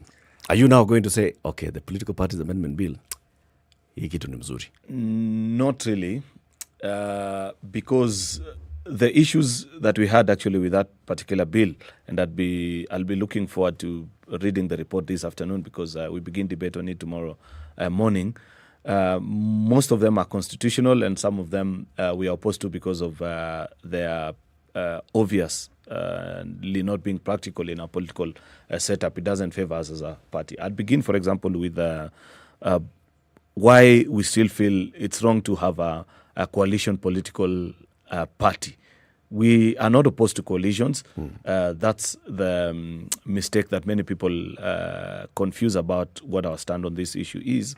But many of us strongly feel that it's not constitution. What the constitution defines as what is a political party, and mostly it's interesting if you read through our constitution, it mostly dwells on what a political party shouldn't be more than what it is. If you have a coalition political party, there are certain fundamental issues that we feel will be in violation of a constitution. And we have gone ahead to cite certain examples and say, if you have a political party that is strongly distinct in its views, say, on the economy, how you want it managed, because we haven't gotten, in terms of our politics, to a point where you'd say that there are political parties that are strongly pro certain issues and against the others. So it's mostly about issues that matter to the daily lives of Kenyans. And we thought that in the context and the way it is drafted in that particular law, we were not so comfortable with it. And the fact that you're trying to force people and say, instead of having your own distinct political party with the things that you're known for and what you believe in, you now work in a coalition, but you don't retain your sense of identity. You lose it and sort of amalgamate into something, one huge thing that cannot be told to represent a particular leaning. That was a challenge to us. The second, though, to me that was mostly problematic is with the additional powers that are being granted to Section 22 rather, that are being granted to the Registrar of Political Parties, that before you do your nomination, say for us in April, the Registrar of Political Parties will have to grant to UDA the list of registered members of UDA in Kericho County, and say maybe it's 2,000, 3,000. For those of us that have come from political parties that are strongly dominant in various regions of a country, and being in the political space now for a number of seasons, this will be my third season in it, I know for a fact that many people don't like to register. But when it gets to the day of nomination, they say, kwani there is another chama in this region. We all belong to this political party. If we get to a point where people come to Kapchebet Primary School, which is my home village, and they are told, out of all the 100 of you, the registrar has only approved 4 of you to vote, the person who would be most accused is me, the leader who's seated in office. Because they say in Ukora, Senator amefanya huko Nairobi, that now they want to limit us. So it is not well thought out. While that would be the ideal situation, it is not being done for the good of a country. It is a self-serving initiative by 2 main political parties. That is ODM and Jubilee. Why are they doing that? Which Jubilee? Jubilee, my former party. You know, it still exists in certain extents. And the reason, the truth of the matter is that as Jubilee, what we did is that we went and picked national identity card register and simply said, okay, if it's Kericho, chances are 99% of the people, they support Jubilee and they were registered into it. They now don't want to lose those members. They want to make it practically impossible for those members to exit. We have seen the Registrar of Political Parties act in ways that are less than dignified, of what is expected of a so public let me get officer. it, because so if you grant her You've power. brought in a new angle which Yeah. hasn't actually been discussed publicly. Yeah. So your fear is Yeah. that the current members of certain political parties, Yes. say Jubilee has members Yeah. in Kericho. Yeah. UDA does not have many members in Kericho. This is the time that you are registering members. So you end up not having many members. Yeah. But then why don't you just register your members? You know, she's made it extremely difficult, and we've said, and you need to host her and tell her that her job is not to do gatekeeping for the state and all this kind of business. Do you know what it takes for a villager down in Kericho to register to become a political party You member? tell me. What how, does it take? It's a lot. You've got to first of all resign. There's a form, a separate form for resigning from the political party you're in. You wait for her to upload and say, okay, now Ndu, you're no longer a member of X political party. Then now you be granted another form that allows you to register. And even at that point of registering, it's not yet done when UDA clerks move around and register people until she comes and approve it here in Nairobi and say, okay, now my records reflect that Ndu is a member of Y political party. She's made it cumbersome and extremely difficult. Her office is supposed to be facilitative, ensure that people can join and leave political parties as they wish, because that's our democratic space. But you can see that she's being remote controlled from somewhere. Remember, the reason why I mentioned Jubilee and ODM is that Jubilee and ODM have lost their appeal politically. They cannot attract members beyond 3 or 4 or 5 out of the 47 counties in this region. That's why they want to lock in people. If you, for example, let me just give you a further example. As per my records, because I work so hard to push the brand of UDA in Kericho, we have close to 200,000 people that have now resigned, because what we want is that we printed and made those forms for one to resign and join a political party. And we have it safely done, uploaded in the system that actually ORPP gave it to us. But if you go to their records as is right now, they'll tell you that as per our records, only 6,000 people have registered. Now, tell me, it's April the 20th.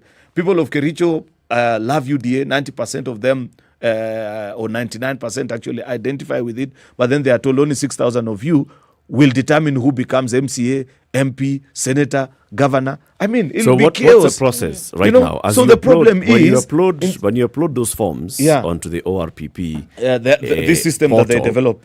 What should happen next? She needs to immediately upload it, and perhaps, because these are ICT basic things. I mean, it's just in putting your name, ID number, and the rest of the details.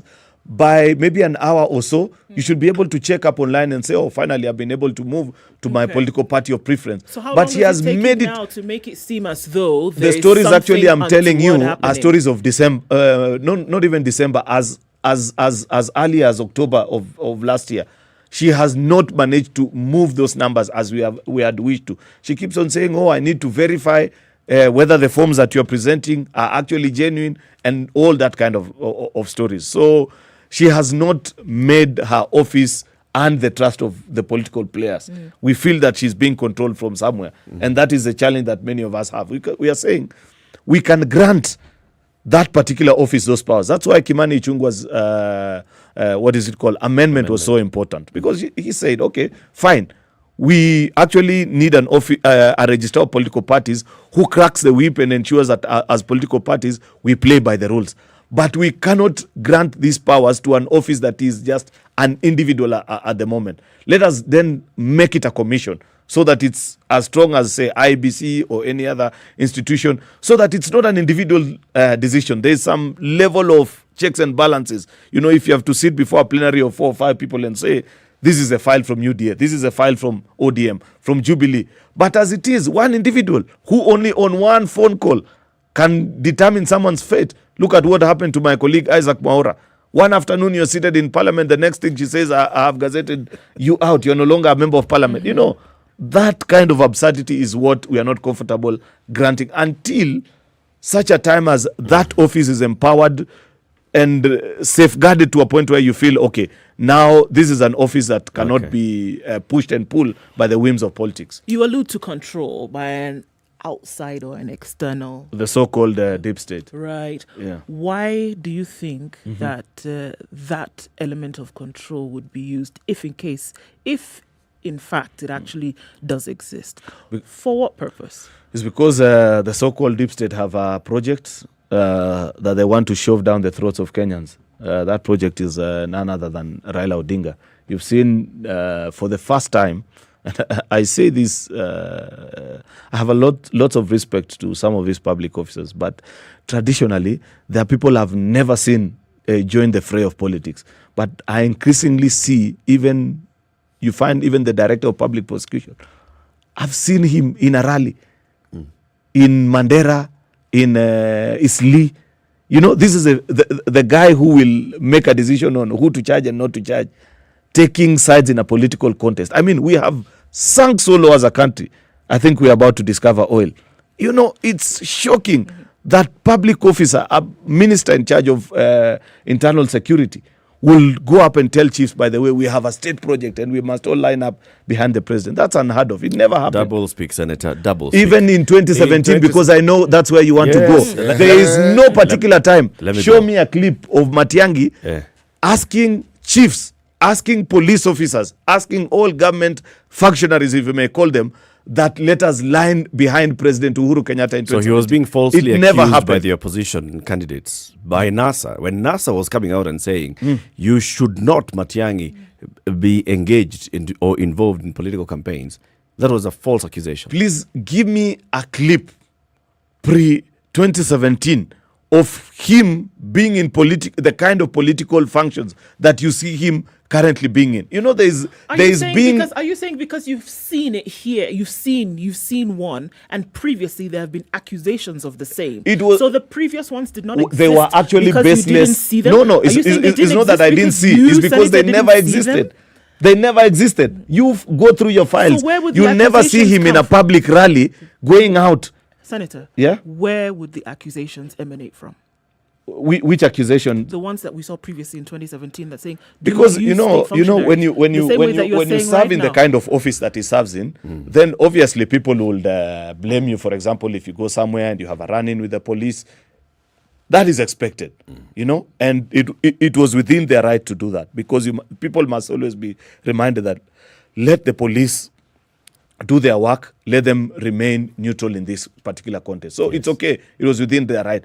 But for him to actually issue instructions and say that let us line up behind the state project as he has publicly done, that has never been done before. Not even with the old constitution. Actually, with the old constitution. Oh, no. You have to remember with the old constitution, the cabinet ministers were actual political players. Yeah. That's a difference. Not similar to this one. I want to go back into the issue of the political parties. Is UDA comfortable working with other political parties? Yes, we are. But I'm asking this with the context of what we have seen. Yeah. UDA, let's just look at the Mount Kenya region. Moses Kuria's Chama cha Kazi party. Mwangi Kionjori's TSP party. And others that have tried to come and work with UDA in, fielding candidates. And what did they receive? Some serious whips. From who now? From the leadership of UDA. Why are these parties not comfortable with UDA now? This is a thing about political party coalitions and what you see us trying to build. It's almost like a business. You've got to be strategic about it.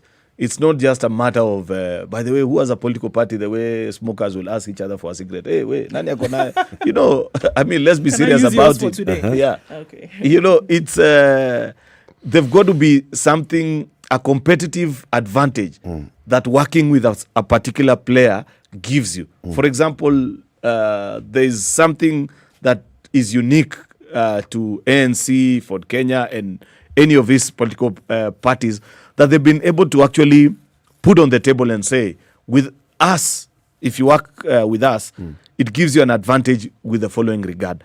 But so far, the other political parties that I keep on hearing people refer to as say, oh, you guys haven't formally shown enthusiasm and desire to work with, is because probably we haven't reached that point where we see their strategic value. Probably at this point there might not be. It doesn't mean that in future they are completely ruled out. But at that particular time, for example, if you've begun a political party and you're trying to grow it across say, certain regions of a country strongly or even nationally, you'd be a fool to immediately concede without some form of tussle and, sizing each other up and say, okay, I give up and I concede that you're stronger in this particular part of a country or demographic, if it's about with young people or with workers, those kind of things. And you say, okay, I do reckon that you do well with them, then let's partner.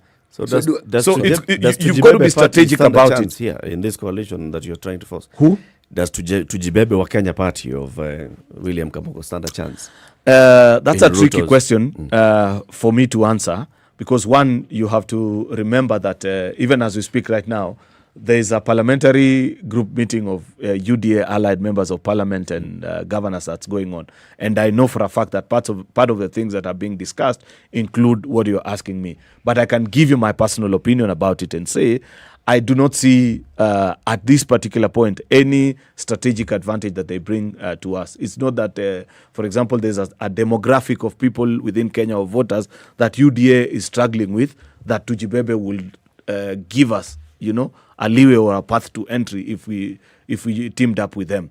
If they are able to grow their fold and it gets to a particular point where we realize that actually there's a constituency that they have which we have no ability of reaching out to, at that particular time, we'll get to agreeing. So do I hear you saying, for instance, if we're to speak hypothetically, that if, say, ODM indicated they wanted to work with UDA, that UDA would be willing to work with them?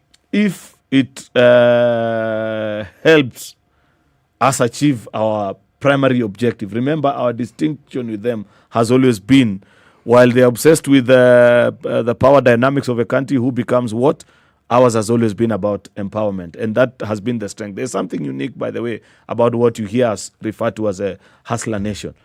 Many of the people who identify in that broader family in Kenya are not aligned to the traditional way of viewing politics. That's why you'd find them even in areas and regions that have previously been considered to be stronghold of certain political parties or political players, the big boys in the country. There are people who are keen and listening to us right now and saying, this makes sense better than what we've been sold in the past. So if they are able to show us that there's something that they help us achieve, then by and large, they're welcome to work with us. Senator, speak to this reality. The reality here is any political party, any political player that joins a William Ruto campaign is basically coming in as a junior partner. Why?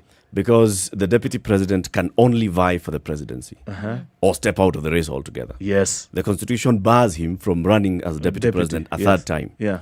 So anybody else will just be junior. So with all what you are hearing Musalia Mudavadi speaking yesterday, he's basically speaking like that, championing for a vice president position. Not necessarily. I mean, he made his speech yesterday. By the way, did you keenly listen to what the deputy president said during his speech? He said, it's where it has reached. There's a bigger goal that is bigger even than William Ruto being president or Musalia being president. It's a convergence of forces that are rising up to a threat to our democracy. It's okay. Which is what is currently happening. It's okay. So Musalia and Wetangula are going to jostle for deputy president and any other even that president, even presidency is possible. Why are you ruling them out? Actually, as in William Ruto can actually step yes, out. It's possible. In all of this? It's possible. Can step aside, because what you're saying is that the bigger picture here, the greater goal is for the empowerment of Kenyans. It's not about William Ruto becoming president. I feel like giving you a pat on the back, because high five actually, because you've said what I've been trying to say all morning. Is that reality? Let's just be my friend. Is there any possibility on this earth? Let me give you that all the work that he has done since 2017, even before, so that somebody else can come and take over. William Ruto can actually say, you know what? There come a time when the country is bigger than an individual. And I am therefore not going to run for president. It is very possible. Sincerely. Can we be sincere in this moment? Okay. Senator. I don't lie. Okay. What I'm telling you is that the bigger threat that we have, if you hear Musalia say, and he gives a quote and say, it is better to die on your knees, to die on your feet than to live on your knees for the rest of your life in your own country is because there is a certain reality to which these political players are speaking to. People are being forced and chaperoned in a particular political direction in a way that you're thinking, are we in Kenya anymore? So that particular threat, people say, and the general thinking of those that identify with us and say, we must bring an end to this arrogance, this bravado where you're telling others that you're lesser human beings than the rest of all of us. And that is a bigger threat to us than who becomes president. If the arithmetic happens to favor even my colleague Moses Wetangula, have it. But let him be a presidential candidate. There is no problem. I know we are going to sign off from KTN. So why don't we sign off? Then I ask Mheshimiwa the question I want to ask. Let's do that. You can switch over to Spice FM for the conversation as it continues. 94.4 Nairobi, 87.9 in Mombasa, 102.5 in Kisumu, 96.0 Nakuru, Eldoret is 96.7, Nyeri 90.9, and Malindi 97.7. This is the Situation Room, the only way to start your day. Spice up your life. Spice FM. Nyeri. Mature, intelligent talk every morning. Spice up yourself.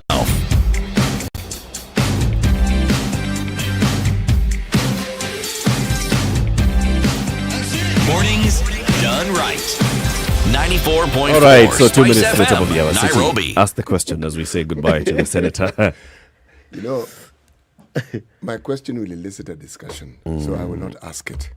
No, can I say something just before? Yes. There's a question that you asked about why we are so strong about this idea of building a strong political formation, and it has even appeared as if we are stamping down on the rest of our political friends who are political parties.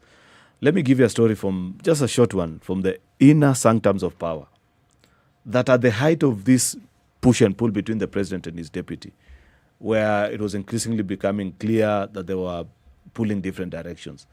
The one thing that William Ruto asked Uhuru Kenyatta to allow him then to keep, out of this fallout of theirs was a Jubilee party.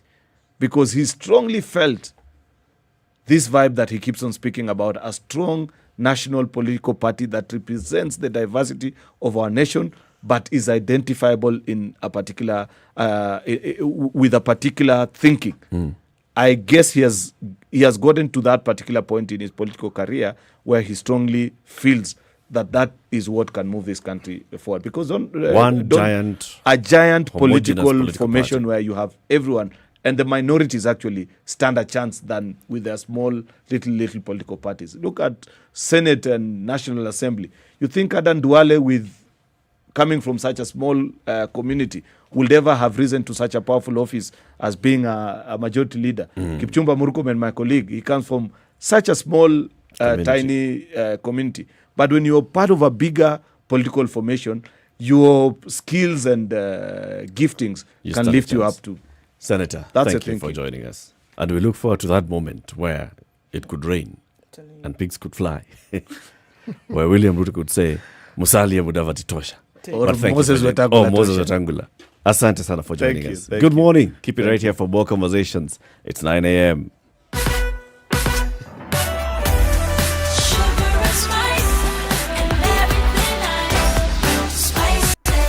Spice up your life.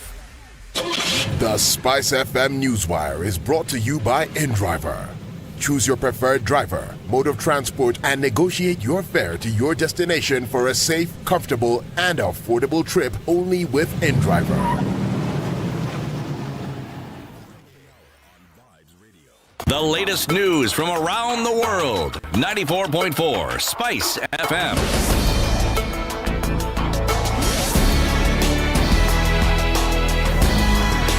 This is Newswire. Dennis Aseto.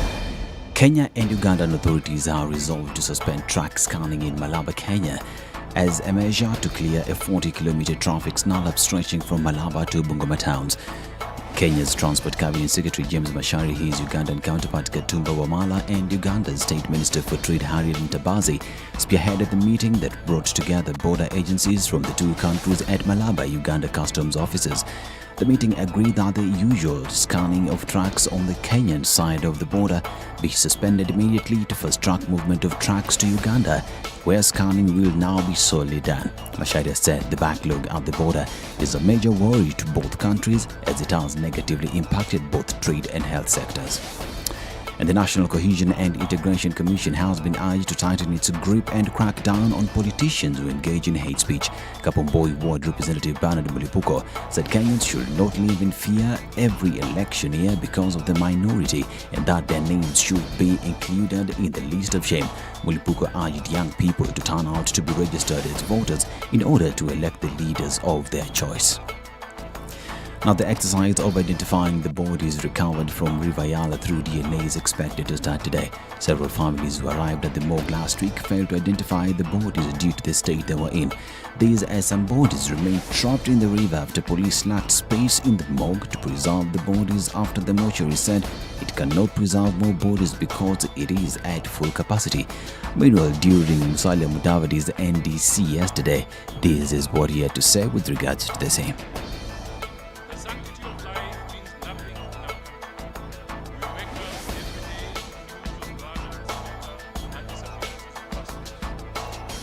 Even when several dozen bodies are discovered in Ganibas in a river, which is business as well.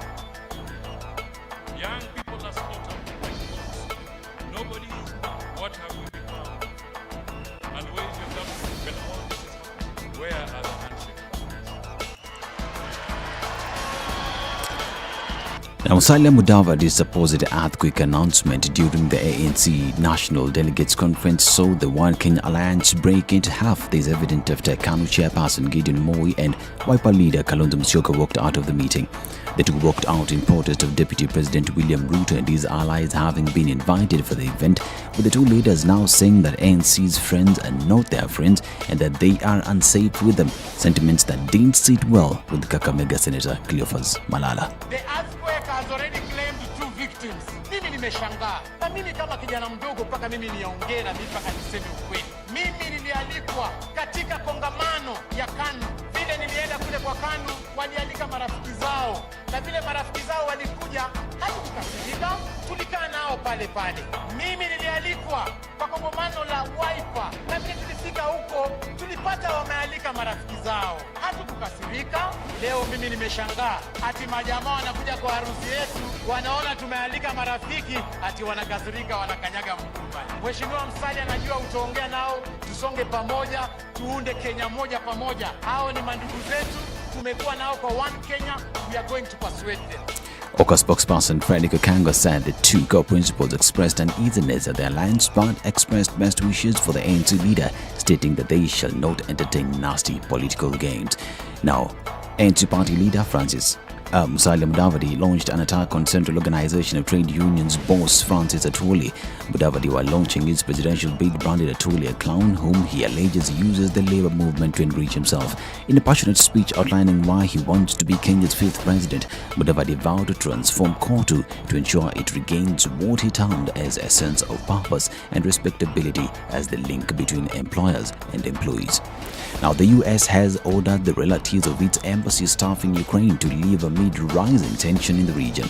The State Department has also given permission for non-essential staff to leave and urged US citizens in Ukraine to consider departing. In a statement, it said there were reports that Russia is planning significant military action against Ukraine.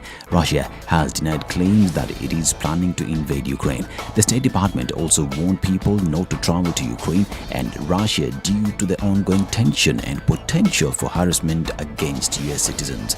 And Ismaila Ouedraogo scored the decisive penalty kick as Burkina Faso beat Gabon 7-6 in a dramatic shootout to become the first team through to the quarterfinals of the Africa Cup of Nations after a match in Limbe finished 1-1 at the end of extra time. Burkina Faso appeared to have the victory soon up in normal time thanks to a first-half goal from captain Bertrand Traoré, who had earlier missed the penalty. Gabon were reduced to 10 men when the centre-back Sydney Obisa was dismissed midway through the second half. This is Newswire. I'm Dennis Aseto. The SpiceFM Newswire is brought to you by InDriver. Download the InDriver app from the App Store or Google Play Store to enjoy a safe, comfortable, and affordable ride around Nairobi.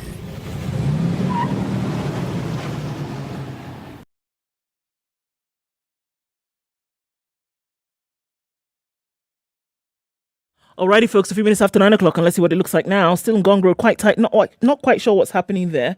Traffic coming out from the other side.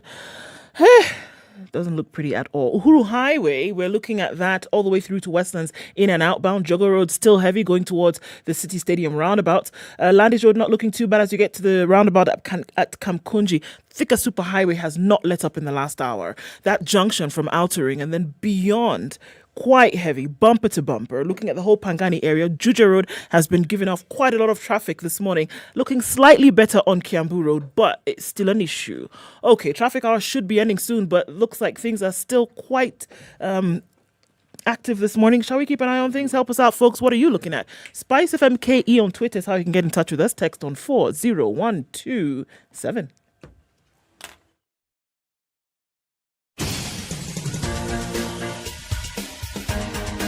This is The Situation Room, the home of hard-hitting political commentary and penetrating insights about the state of the nation. This is a talk radio experience like no other. The Situation Room, a place for hard truths, debates, and elevated conversations. The Situation Room, witty, political, engaging, deep, controversial. In the room, we have C.T. Muga, researcher, academic, seasoned political observer, a fountain of wisdom in these politically uncertain times. Ndu Okoh, Nigerian by birth, Kenyan by choice, communications expert, Pan-Africanist, a truth seeker and believer in people power, and Eric Latiff, agent provocateur, the man in the chair, seasoned journalist, news hound, a man who believes in punching up, not down.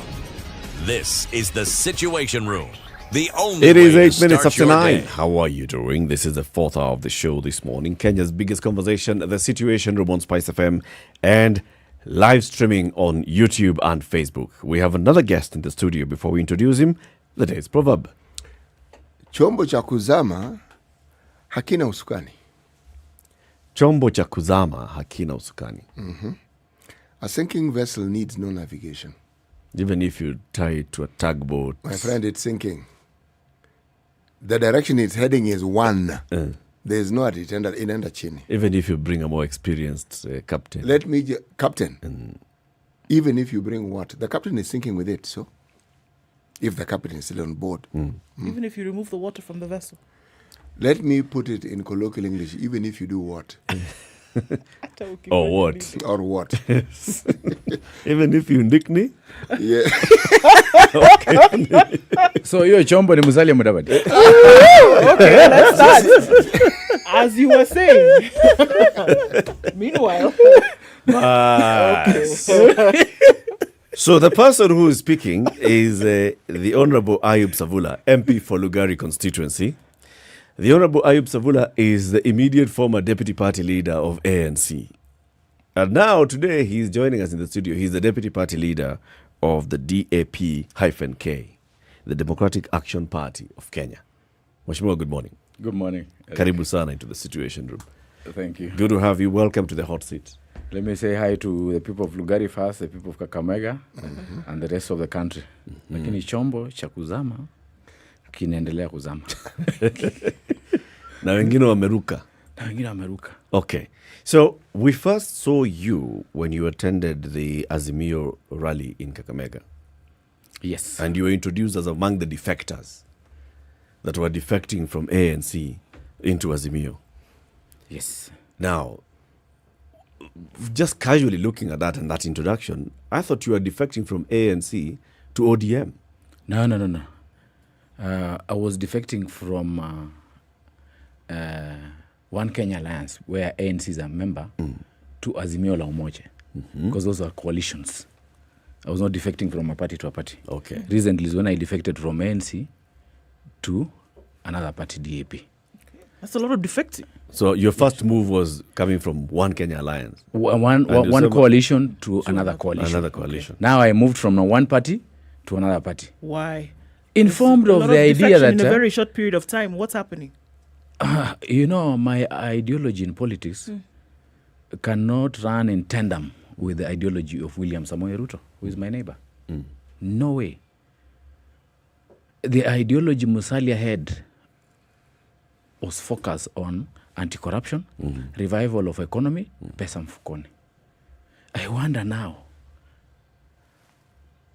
what changed Musalia's mind? His ideology now, remember Musalia is a land economist. Ruto has an appetite for land. So you put 1 + 1 is equals to acres. What is Musalia doing? What is my boss doing? He educated me. What is he doing? Ruto, when Musalia was a marketing and supplies minister under the regime of the late retired President Moi, William Samoei Ruto was at the University of Nairobi. When Musalia was finance minister of the Republic of Kenya, Ruto was an activist, media activist in YK92. So how will Ruto become Musalia's boss? And for heaven's sake, if Ruto happens to win the election, Musalia is 62 years. Ruto is 56. Musalia will be what? By the time Ruto finishes his first term, Musalia will be Raila's age. He will have wasted the whole Luhya community. Imagine Musalia being a cabinet secretary for treasury, being summoned by Oscar Sudi, being asked questions by Oscar Sudi. Where is this country heading to? Wycliffe Musalia Mudavadi. Wycliffe Musalia Mudavadi. My brother, rethink on what you're doing. You're messing up the entire Luhya nation. Savula. And we will not allow you to land in Luhya land. Savula, I believe that when the party elevated you to the position of deputy party leader, they also gave you a responsibility. And this is being a very close advisor to the party leader. And you say that, in fact, Musalia Mudavadi is your mentor politically. And you are advising him. So at what point did you advise Musalia, and at what point did Musalia not heed to your advice? I mean, what's the chronology of events here? Can you just give us the inner workings inside ANC by the time you decided enough is enough, I am not getting through? Musalia is a very bitter man with the tinge. And the issue started with the issue of sharing the political parties fund. ANC was supposed to get a share of those political parties fund. ODM had resisted. In fact, if you remember, the Secretary General, Sifuna, said, we are not going to share this money with any other political party because ANC is not a parliamentary party. Because there's a required number, a threshold of MPs and governors and senators for you to qualify to be a parliamentary party. Ford Kenya also. So the mistrust started arising from the sharing of the political parties fund. Eventually, Raila agreed, let's share the political parties fund from the public coffer. So I understood Musalia was bitter to that end. Then later on, the president started convening meetings as a deputy party leader. And this is the first time I'm disclosing this fact. Uhuru called a first meeting with all the big five, that is Musalia, Raila, Kalonzo, Wetangula, and Gideon Moi. Musalia has appended his signature to a document, and that document, no one has a copy. It's only the president who has a copy, who was the original document. No one has a copy. And he was briefing me on daily basis after those meetings as his deputy. And this is the first time I'm disclosing that they will agree to field a single presidential candidate, ODM inclusive. Me and Eugene Wamalwa, the devolution minister, cabinet secretary, held a meeting with Raila. And this is the first time I'm disclosing to the media. We sat in Karen, we agreed. Since Raila and the rest of the team have agreed that they will produce one presidential candidate, let's negotiate for Musalia to be the running mate of Raila for 5 years, then he takes over. Then let's agree. We assign Tinga to go and negotiate with Uhuru. That give the central community 50% of the government. Then let Musalia be the running mate. Because the central community are demanding for the second slot. And we agreed in that meeting with the Tinga, Eugene Wamalwa and me. I went to Musalia's house as his deputy. I sat with Musalia for 3 hours under a tree. I briefed him. He told me, are you sure Tinga can do this? Will he give us this seat, the deputy? And so we have discussed and agreed. Musalia told me, let me sleep over it. The following day, Musalia called me to his office at Mandari on Riverside Drive and told me, Savula, go slow on this. I called my mother and told my mother, pray for us. There's a problem here. It's a really serious problem. Did you ask him why? Why? No, I didn't bother even to ask him why. As a journalist, I did my own research. I did my own investigation. Musalia was sending agents, emissaries to William Samoei Ruto to negotiate. And on this side, he's lying to us. And I said it openly. If Musalia, you are going to Ruto's side, I will quit your party and I will not attend NDC because I'm sure NDC, Ruto is going to attend the NDC. And what I had been suspecting came to pass.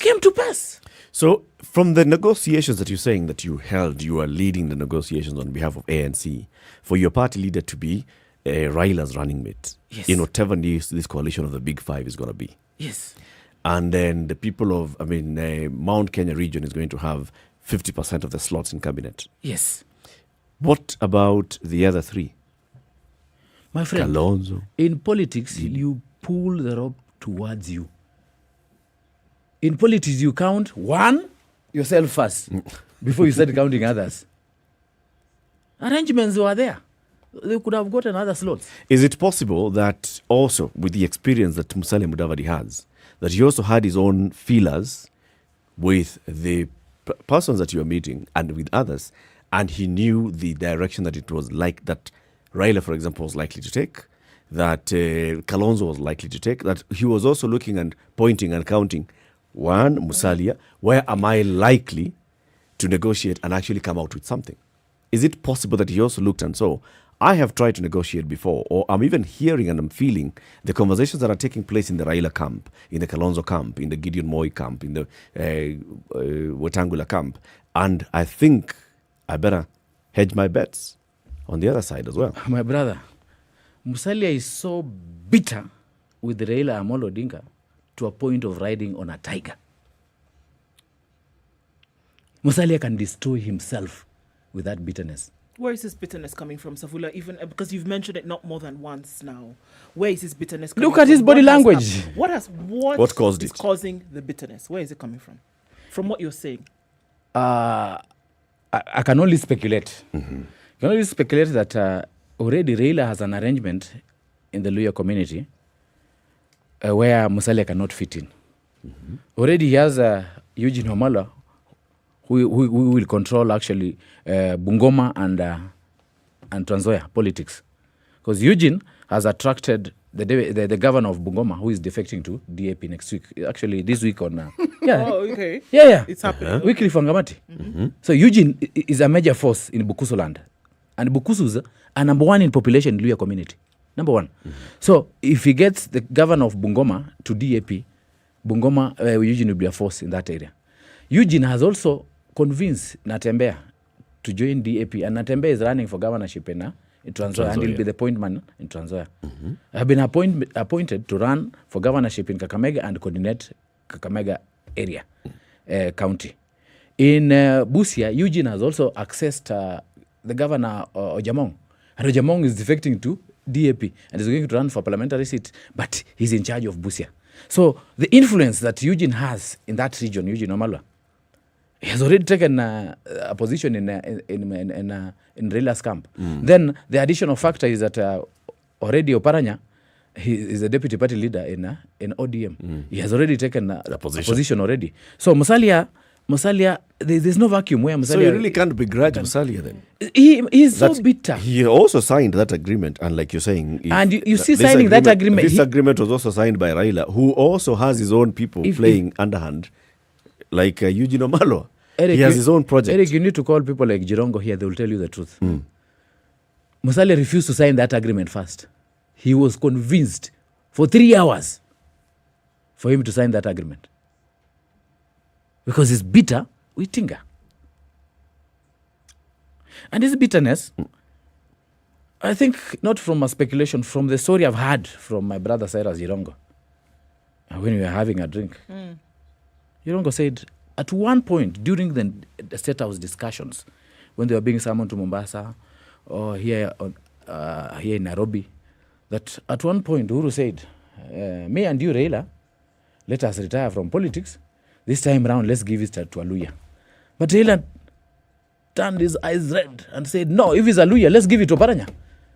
So Musalia became extremely bitter.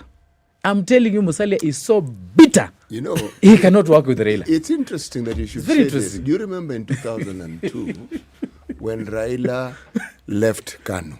No, he left before 2002. When he left KANU with all the people that he did. And the election that followed, if you recall, Akaranga defeated Musalia. Precisely. This is what is going to happen. It was a wave. And in Western, this thing called Azimio la Umoja is a serious wave. It will sweep Musalia to River Nzoia, Lake Victoria, up to River Nile. He will go completely in the politics of Luhya land. Unless he changes his mind. You cannot be subservient to an alleged corrupt mind. And yet, your agenda in politics is anti-corruption. You know, that tag that we keep hearing people attaching to the deputy president, unfortunately, it's an unfair tag. Which political leader or politician can you not attach that tag to? Who can come out and say, who is going to throw the first stone? Who is the person, which person who is in political power can say that they're squeaky clean? Which one? You know, we attach that tag because, you know, he has confirmed in public. Me as a journalist, I'm privy of a public statement that was made by Ruto that this thing of Aurora and Kimwarer Dam, the only missing money is 7 billion. 7 billion change. You in your life, since you are born up to date, you have never raised 7 billion? No, actually, that is the truth. I actually have, that's the truth. I actually have difficulty. Is that change? With just the number of zeros that change? are in a billion, yes. So, a million I understand easily. So that perception of corruption, he has actually put the tag on himself. Actually, yes. that may be the case, Mheshimiwa. Yes. But why I'm saying it's unfair. It's not unfair. I am saying that whether it is a governor or governors, whether it is members of parliament, if you look at just the cases governors have with the Anti-Corruption Commission, I mean, people in political leadership in this country have that tag. And they have that tag with good reason. So to take all the weight of the tags that other political leaders have and to say that the deputy president is the one who has a monopoly of it. My friend, even me, I was arrested, me and my 2 wives, over alleged theft of 1.5 billion. The charge sheet was reduced from 1.5 billion to 104 million. I went to High Court and produced all the documents that I did this job. The High Court, Judge Maureen Odero, awarded me. And the minister is supposed to pay me. Because the job was done, there was a contract. But in the public eye, Savula and his wife, they stole 1.5 billion. Yes. Yes.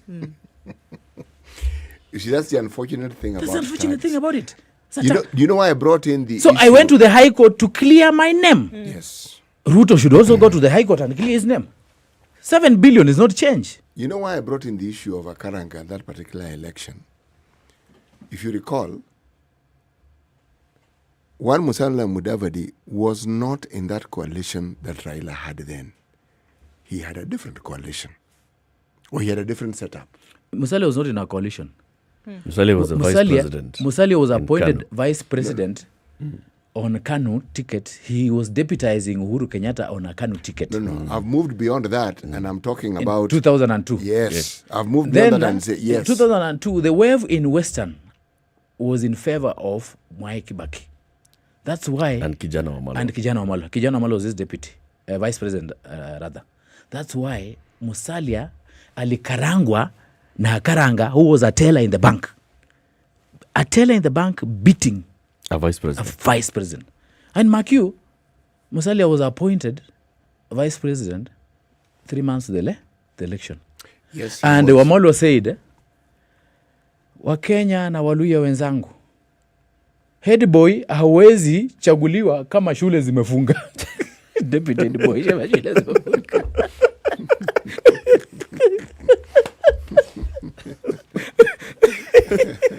But back to your line of thought. Why are you raising that? Why are you bringing that perspective? I'm raising this because the period that followed, immediately after Mwai Kibaki came in, Raila and his brigade were in government. Yes. They disagreed and they got out. But I'm saying one Wycliffe Mudavadi was in the cold. That's where I'm going with this. That is the truth. He was in the cold. So he has that for 5 years. And I'm fast forwarding it, and I'm saying, if you look at the political landscape, the person who brought him in from the cold is Raila. Yes. It's Raila in 2007. That's a fact. Raila is the godfather of Musalia in politics. He resurrected Musalia from the grave. Musalia was in the political grave in 2007. Raila removed him from the political grave. He put him on the table. And he made him even deputy prime minister. This is why That is why Ruto was even bitter with Musalia. You see, I don't understand the bitterness because I'm looking, unless you politicians have a way in which you relate to each other and you consider betrayal, well, the scale and the yardstick you use is different from what we use. Because I am looking at what I have seen playing in the political sphere, and I'm thinking, it doesn't mirror betrayal. Yes, I'm wondering where's the bitterness. There's nothing to justify no recipe for bitterness. Yes, so if there's something else I don't understand, then maybe I need to understand it. But I see a situation where they ought to have been getting along. Even the yesterday's meeting, the NDC, Musalia was a betrayer. He betrayed Kalonzo Musyoka. He betrayed Gideon Moi. Why did they walk out? They are not privy to that fact. Last night is when I was getting info about what transpired. Ruto drove to Musalia's house the previous night. Ruto was driving himself. Musalia lives in Karen, Ruto lives in Karen. The Karen Plains, and Musalia lives next to Lulua Forest, a distance of about 10 kilometers. Not 10 kilometers, 10 minutes drive. So Ruto drove to Musalia's house at night. Jirongo had given Musalia a call the previous day. Musalia returned the call yesterday morning at 8:30, telling Jirongo that the DP might attend this function. Kalonzo was not aware of that. Gideon Moi was not aware of that. I've discussed with them last night. They were taken by surprise. Meanwhile, they thought that. This is betrayal. Meanwhile, they thought that they were together. You see what Martha Karua tweeted last night. A betrayal of the highest order. You can't move as a flock. Then suddenly, you disappear from the radar. I want to go back into that because you brought it up yourself, Mheshimiwa Savula, and you said in politics you've got to be selfish. You've got to start with what. I'm saying you count yourself first. Yes. But in form, before I defected to DAP, I had a meeting with Musalia. And in fact, what was trending on WhatsApp groups and the Twitter was say that, Savula has gone to kneel before Musalia and apologize. He has gone back to Musalia. I called Musalia. As my father, Musalia paid for my school fees when I was doing postgraduate diploma at Kenyan Institute of Mass Communication. He gave me a check of 150,000 when he was a minister for treasury. So he paid for my school fees. He's my father. So I went to Musalia and told him, Musalia, since I've seen your activities are leaning towards Ruto, and the political ideology of Ruto, me, I don't buy it. Please set me free. I go to a favorite party that supports the political ideology of Azimio la Umoja. He told me, young man, I wish well. I shook his hand and went. But when I was outside there, people took photos. Savula has come to apologize to Musalia. Kneeling to me. What? My friend, a 2-term MP, 2 consecutive terms, I can kneel to somebody. I can't. In politics, you look at the wave. Where is the wave? The wave is with Baba. My calculation, Kakamega County, out of 743,000 voters, and I know the numbers overhead, Baba got 483,000. And the Jubilee got 62,000. So which political formation will you join? Ruto is part of Jubilee. He's just a former Jubilee member. Which political formation? If I'm running for governorship of Kakamega, I look where the numbers are. And if I go to ODM direct, nitachinjiwa huko. Because the deputy party leader comes from that area, Oparanya. So I can't join ODM. I'll join as who? So you have to come with a different vehicle, but still under Azimio. I want the same status I was on, deputy party leader. So Ayub Savula was looking at how he's going to benefit. He's looking at the wave and how it's going to benefit. Yes. But Ayub Savula does not want to see that Musalia Mudavadi was also looking at the wave and how Which he's wave? He's going to benefit. Eric, he's seen a wave that he also wants to ride. Which wave? When Ruto comes to Western, he addresses students. But Musalia does not seek to be a Western leader. He's seeking to be a national leader. You know, before you become a national leader, you must emanate from a regional voting bloc. Before Raila became a millionaire of people, he had to solidify the Luo voting bloc. You can't go to Kisumu and talk ill of Raila. You'll be beaten. But you can go to Kakamega and dismiss Musalia as a chokora. No one will bother about you. So Musalia should have solidified the Luya community behind him before making such a decision. He should have consulted. Let's take a break. We'll continue the conversation after this short break. Let's take a look at the traffic and the weather. 27 minutes to 10. Our guest in the studio this morning is Lugari MP Ayub Savula, who is now Deputy Party Leader of the Democratic Action Party, that's DAP Kenya, whose party leader is Wafula Wamunyenye, which is also associated, this party is also associated with the Cabinet Secretary Eugene Wamalwa, among other leaders. Savula was the former deputy party leader of ANC before he left ANC to join DAP. Conversation is, so which way forward, Western? Good morning. This is the Situation Room, the only way to start your day. Spice up your life. Forgiveness is always conditional. Even before God, there's nothing like unconditional forgiveness. Government doesn't pay you pension until you retire. In fact, they have no money for you. The day you retire, they look for it. This country is punishing many young people. These young people are more susceptible to be deceived, to be taken advantage of, and they're more susceptible to be bought off. Let us also talk about where we want our country to go. You know, we are a population of very young people. We're in a state of capture. The judiciary is under duress. Parliament is in the pocket of the executive. You don't sit and wait for the regime to topple itself. It will never do so. By the way, let me tell you, these guys are so persuasive. I'm telling you, they can persuade you to sell your grandmother. I'm telling you, they can sell sand in the desert. City, has anybody on this program said to you as a guest, saying, "Oh, shut up, we don't want to be told what to do"? Has you ever that kind of... Has anybody been I will not listen. bit of advice? Because you're working on the premise that we should all pay heed to these proverbs. It's a very suspect notion. This is the Situation Room, the only way to start your day.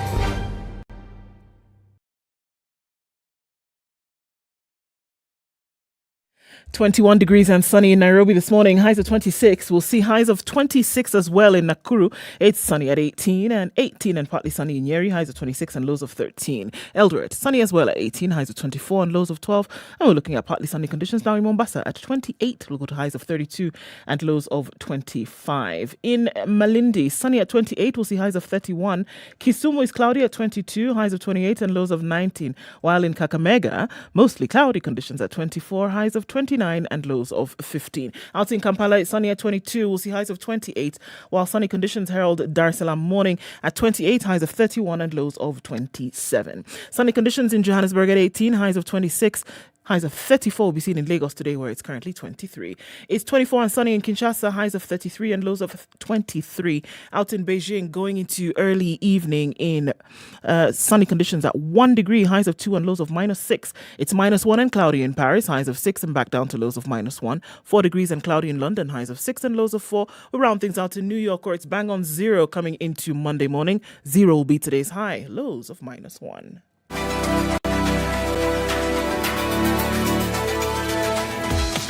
Welcome to Spice FM, the best exclusive radio station bringing you the best mix of the best music ever.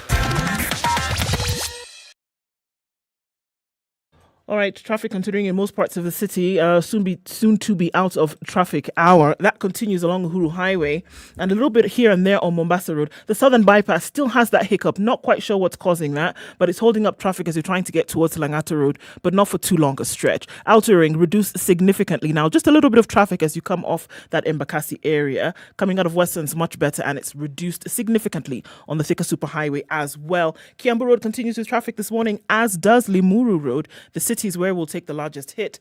Let's see what happens when we come out of traffic hour. Talk to us through the morning. SpiceFM KE on Twitter. Text 40127.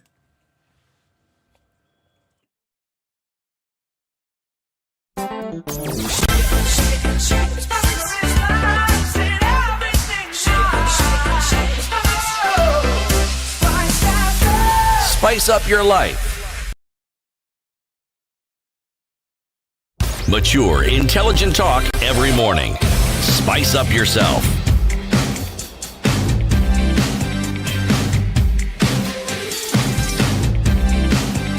Mornings done right. 94.4 Spice FM. 23 minutes to 10. The conversation continues with our guest, the Honorable Ayub Savula, MP for Lugari, and the new deputy party leader of the Democratic Action Party.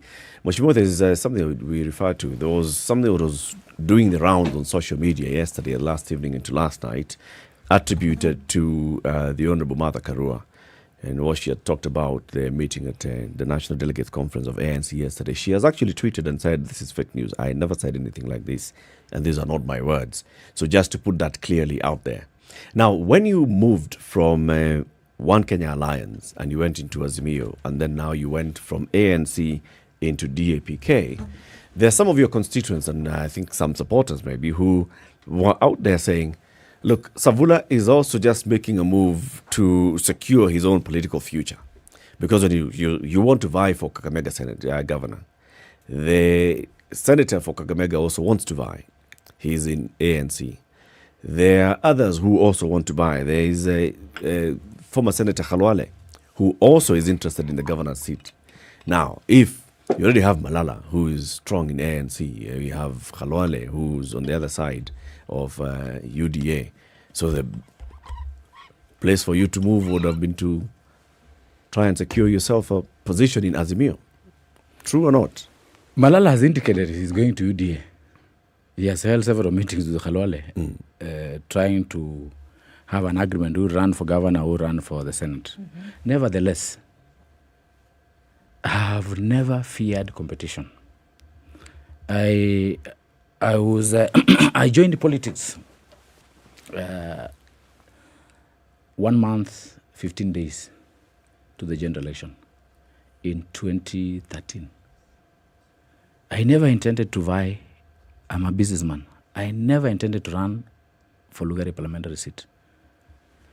But when I was having a drink at Cedars, the guy I was supporting abused my mother. I told him, if you abuse me, I have no problem with you. But if you abuse my mother, I'll deal with you. I have declared, naenda kusimama hiyo kiti. I left Cedars, I went home.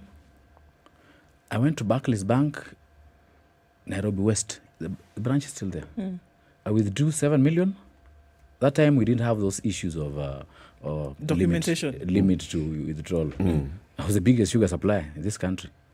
I was doing 200 million every week for Nakumat and Uchumi. I went to Wilson Airport. I picked a chopper. I flew to Lugari. I had 6 meetings every ward. One meeting. I spent 6 million. One day. Everything changed. I participated in the nomination. That's why I'm telling you, election, this is an election, not selection. I don't fear competition. I participated in the nomination. Musalia denied me the ticket. Khaniri convinced Musalia because Musalia said, this Savula. Hii ni mtu ya Nairobi tu, mtu ya Sidas hapa. Huyu, kwa grassroots tuko. He told Khaniri, we are gambling. This is gambling. I told Musalia, if you are not giving me the ticket, give number 2. The guy was number 2 to me, Lusamamba. If you're going to give number 3, the one who was your favorite, I will support ODM and will take this seat. I'm not interested in becoming an MP. I just want to teach this guy a lesson. Don't abuse my mother. My mother is a pastor. Amekosea nini? Abuse me. Deal with me as a man. So eventually, reasoning out with Khaniri, I got the ticket. I went. I won the seat with 17,200 votes. My competitor got 12,400. So close to 5,000 votes difference. margin. Musalia got 15,000 votes. Raila Amolo Odinga, that time was ODM. He got 29,000 votes. Musalia called me and asked me, hey, wana Raila amepata kura mingi? And Maki, during my campaign period, I was abusing Raila every time. There's a chief who called me and asked me, kijana, unataka kuwa mjumbe? Wachana na jina ya Raila. Tafuta kiti yako, ili unataka. Once I stopped abusing Raila, my ratings went Table stand.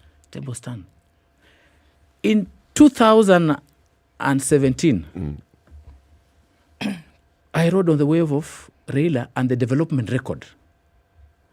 In Lugari, I started 6 colleges. Every ward, one college. The colleges that are not operating is the one in Chekalini, because you've not completed, and the one in Chevayo ward. The Lugari ward, it was closed because it was a university campus, but the government came up with a new regulation to close all campuses. I don't know for what purpose. So we are converting into a national primary school diploma teachers training college. But Lumakanda ward, I built the 3rd national diploma teachers training college in Kenya. The first national diploma teachers training college in Kenya is Kagumo. It was built by Jomo Kenyatta. Those are facts. Sure. The second national diploma teachers training college in this country is Kibabi. It was built by retired President Moi. The 3rd and final was built by me, the incoming president, 2032. Okay. Lugari National Diploma Teachers Training College. Savula, you talk about, again, something that you said, you talk about riding the wave, that as a politician who even has a keen eye or an idea of what's going on, you must see where the wave is and join it at its crest, right? Yes. You said that. Yes. Couldn't it be that Musalia Mudavadi on his side is doing the same thing? Where you look at it as betrayal and bitterness, it could be that he's doing the same thing that you're talking about. My dear, I was still coming up with the numbers. Then I built Lugari Kenya Medical Training College, which is operating. That is the second KMT in Kakamega County. Then I built the second National Polytechnic Kakamega County, Maturu National Polytechnic. And all the students from Lugari in those colleges, I pay all the fees using the CDF fund, bursary fund. So they school free of charge. Come 2017, Raila Amolo Odinga and Musalia Mudavadi were in the same camp. Mark you, in 2013, I spent 45 million to get 17,600. In 2017, I spent 15 million and I got 48,600. It was a landslide. Raila got 49,000 in Lugari. And my number 2, the same competitor on ODM, got 6,000 votes. So don't tell me I fear competition. What competition? My friend, I'm a man. Let me face them. You go to and the in ground. Kakamega County, I'm the senior most politician currently who is in the race for governorship. So because of Malala has been an MCA and we built him a senator. Khalwale is a former. I'm saying currently. I'm the second term serving a member of parliament, the senior most. So in your mind, or the way you see it, there is no way Musalia Mudavadi can be doing the same thing that you are doing, trying to also catch up right? Trying to also catch up and saying, I'm going to ride this wave, because in his mind, he's seen that is what is going to get him to the place that he wants to be. In your mind, there's no way. For Ruto to win president of the Republic of Kenya, he needs to create a wave. Ruto has no regional kingpin supporting. Oh, so you're saying there's no wave? There's no wave. Oh, okay. There's no wave. Ruto has no wave. Ruto is operating with first-term MPs. People who are not experienced. People who follow handouts. Savula is above those issues of a handout. I can't go to somebody's office to queue for a handout. I'm a businessman. I have 3 wives. I live in Runda. They've increased in the last half hour. Yeah. He married another. That was during that time when he had a court case. There were 2. Okay, Yeah. so between the court case and now there are now 3. Where is the problem? Get with it, CT. Even my 2 houses in the village are better than the kiosk Ruto has in Sugoi. In Ruto's house. I tell you the truth. Those are facts. I'm interested to know, Savula, when you made that decision, just one evening, spur of the moment, you know what, I'm going to run for MP so I can teach this man a lesson. Yeah. And then you went and withdrew loads of cash and you went down to the ground and met with the people. What were you telling them? Were you telling them, skizeni, jamaa ametukana mama yangu? Or were you telling them, nitakuja nitawajengea? You don't take your bare personal differences and air them in public. Even if I have a domestic problem with my wife and a visitor comes to the house, I'll pretend I love her. I love her. This is my most lover of my heart. I'll pretend. But behind the curtains or behind the bed sheets, look, we have been quarreling. Yeah. You don't show it to the public. But you were not convinced. You've said it more than once here. You were not interested in becoming an MP. I was not interested in becoming an MP. So what were you telling the people? I was teaching somebody else. I went there with a development agenda. So you lied? I will do this. No, I didn't lie. I told them I'll build a KMTC. I built it. I told them I'll build a diplomat teachers training college. I built it. I told them I'll do a national polytechnic. I did it. So you're saying you did all these things when you were not even really interested. Now, how much more now that you're vested? You see, once people have bestowed leadership unto you, now you forget about the bitterness you had with the political rival, and now you serve the people. That's what you do as a leader. So I became a leader through a different arrangement. And now you had to fit into the shoes. And I have to continue. Tell us about DAP Kenya. All right. So this is a party that, just casually looking at it, it's a Western Kenya Luhya political party. Everything originates from a place. Before Raila became a millionaire of people, I've told you, he started with Nyanza. Consolidating Nyanza. Consolidating. Yeah. And you see what Musalia has done and Wetangula, they have written their political obituary. Clearly, they have written their political obituary. So who's the next kingpin of Western? Me and Eugene Omalu. Yes. Those are facts. What role does the Secretary General of Court play in all this? Because he's an extremely vocal voice. You know, Atwoli is not interested in becoming a president. He's not interested in becoming an MP or a governor or what. What Atwoli is trying to do is to consolidate the Luhyas together as an elder. He's just playing his elderly role. Even me, when I become an elder, I'll want my community to be together. To be united. And when I retire from politics, I'll become a pastor like my mother. I'll stop drinking and become a pastor. I'll be carrying a Bible every day. Yeah. But for now, Musalia and Wetangula have written their political obituary. So you're saying the next big party, the big movement that will come out of Western Kenya is DAP-K? DAP. Because for now, let me give you just an example. Yes. We have won over the governor of Busia, Ojamong. He's defecting to DAP. He's going to be our coordinator for Busia County. That's a big fish. We have won over the governor of Bungoma, Wycliffe Wangamati.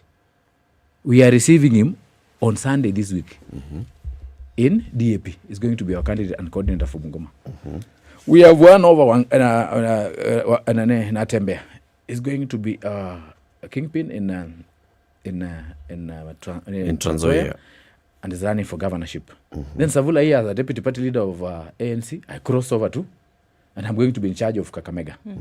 Currently, as we speak now, DAP had 2 MPs. That is Eseli, the Secretary General, and Wamunyinyi the party leader. By yesterday, we had recruited members. We are now 8. 8 members of parliament. Yes. ANC has only 17 members of parliament, but out of the 17 members of parliament, 5 have crossed over to DAP. What does it mean? We'll start our parliamentary group meeting today evening at 5. And you have members. And we have members. A party that was born last year, December. It has already 8 members of parliament. ANC is less by 7 members already. But if we look at the founders of this party, and those 2 sitting MPs, Wafula Wamunyinyi and Dr. Asiali Simiyu, they tried more than once to wrestle control of Ford Kenya from the party leader. They were unable to. Does that not indicate that No. Moses Wetangula is still a powerful person, is still a powerful figure? There's no party called Ford Kenya in Western. I can tell you the truth. What do you and mean these by are that? facts. What do you mean by the that? bedrock of Ford Kenya is Bungoma. The party leader Wetangula is naked. Wetangula has no single MP in Bungoma County on Ford Kenya ticket. Tell me, which MP? He had 3 MPs. Wamunyinyi, who is now the DAP party leader. Eseli was the Secretary General, is in DAP. And the Kapichai MP, the latest entry. Kalasinga has defected to UDA. Wetangula has no single MP in Bungoma. Wetangula is naked. The king is naked, and you say the king is naked. In Trans Nzoia, Wetangula has only 2 MPs. Chris Wamalwa, who is headed to UDA because he has a working arrangement with Ruto and Ferdinand. So you are telling me, who is Wetangula? Even me as a deputy party leader, I'm proud of 8 members. Wetangula has 2. That's nothing. My friend, you have to know facts. Facts, those are facts. So inconsequential, that's what you say. It's inconsequential. The king is naked. DAP is obviously leaning towards Azimio. Yes. What does Azimio offer DAP? Well, initially, even Raila did not want me to join a DAP as a deputy party leader. He wanted me to join ANC. In fact, told me, we'll offer you a bigger slot at Azimio level, at the coalition level. But I told him, Baba, no, this is my arrangement. What we will negotiate under Azimio, DAP must field candidates direct. Because Tinga's arrangement is that in Kakamega County, ODM fills the governor position. Then, and MPs we zone off to as a ODM zone.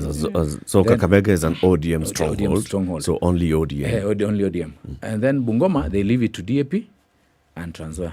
But we say, let the people decide. We are going up to the ballot. So the arrangement with the DAP, we will give sitting members of parliament direct ticket. Those who are running for governorship, presidency, not presidency, governorship, senator, MCA, and members of parliament. The sitting MCAs. Kina you now. Hey, those ones will defect to us. We want to attract more members. We are going to have a coalition agreement with Azimio la Umoja that will field in Western. Let us compete. Raila will give you the presidency. But hii ya chini hapa, let the people decide. That is what attracted me to DAP and Azimio. But Azimio is not having that conversation. Azimio is still having the conversation. In fact, even last week, there was a story in the paper that ODM chairman, John Badi, was saying, we are going to zone out the country. But you see, and look at regions and you cannot dictate to us. You cannot dictate to us. The way things stand now, the political parties amendment bill that is at the Senate, I don't think it will work in this general election. But even if it works, it says coalition parties may hold joint nomination, which includes zoning. It does not explicitly say the shall. Zoning must take place. So zoning is not anywhere. The people will decide. Like last general election, we rode on Raila as well. Like me in Lugara was saying, presidency napatia Raila. Musalia will become the prime minister.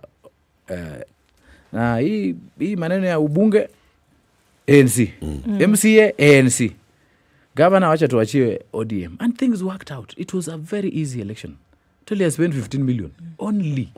And the other previous election, 45 million. I think I saved for the family. The family comes first. And I love my small young babies, the 2 girls, the last. If you look back, actually, as we conclude the conversation, because we have discussed this before, and it's good that you raised it. Is it justified to spend 45 million shillings to seek a constituency elective post? You'll not even recover that money. Because an MP earns, depending on the region you come from, because there's issue of mileage. Like me in Lugari, my mileage is about 700,000 per month, plus 687,000, let's just say 700,000 salary. Comes sitting to allowances. 1.4, including committee allowance and sitting allowance, 1.4 million. Okay. 1.4 million times 12 is about 14, 15 million there. Times 5 years, 75 million. About 80 million, roughly. And the 80 million, I have 15 funerals in my constituency average every week. 15 funerals, I send in every funeral 10,000. Plus the transport of that guy I'm sending to my agent, 1,000 bob. So that is 11,000. Times 15, let's say 150,000. But my question is, times where is this? Where does the money go? Where does the 45 million? How do you spend 45 million shillings? What are you doing? Campaigning, politics. Forget about logistics. Logistics is about a car and fuel. The main cash goes to bribes, and that is a fact. So you buy the voter. You cannot win without giving money. How will you win an election? Who are you giving this money to that will ensure individuals? That you every win meeting you give out cash. You give out cash. People who come to the rallies, individuals who are you sit in a committee. Like if you are going to a certain ward to campaign, you sit in a committee. You give the committee members allowance, maybe 2,000 each. Yes. Depending on somebody's status in the society. Like let's say this guy is a former regional police officer, retired. Yes. You can't give him 2,000. You give him 5,000 sitting allowance. And what does that buy you? You look at this one is a former head teacher.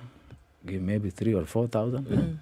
And what do you get in return? This money that you're giving out. Now, these are influential members of the society. When they talk to the people, people hear them.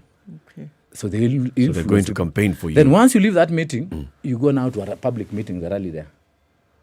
Rally, if you go to a rally, you must have an average of 400, 500,000, depending with the crowd that will be there. You'll not be seen dishing out the money because it's against it's against the law. The law. But what you do, you sit in your car and watch. You give the money to your people. Yeah. So people queue. In Lugare, I was giving out 10 people, 1,000, 10 people, 1,000. But you look at others, you cannot give them 1,000. You look at this mama, she's influential, this one. So you tell mamas 10, and then 5 mamas, 1,000. But 5 mamas, so they go out to 200. So you dish 500,000 in a rally. And just like that, 45 million shillings. 45 million goes, yeah. It goes. It goes. Are you saying that is considered to be... No. No, a benchmark average that anyone who is vying for the job of for the post of an MP should expect to spend? No. It varies from a region to a region. Okay. In Nyanza, once Rail has endorsed you, will spend even 5 million. Once Rail has endorsed you. In Western, you don't have a regional kingpin. And the constituency I'm serving in as a second-term MP actually has the history of being used to money. If you don't give money, forget it. Is that the same constituency? You don't go spoil the constituency with money. Thank you for joining us. Thank you for joining us. The Honorable Ayub Savula, MP for Lugari, Deputy Party Leader, DAP Kenya, has been with us. Thank you for tuning in to Kenya's biggest conversation. We'll be back tomorrow with more. Good morning, 10 a.m.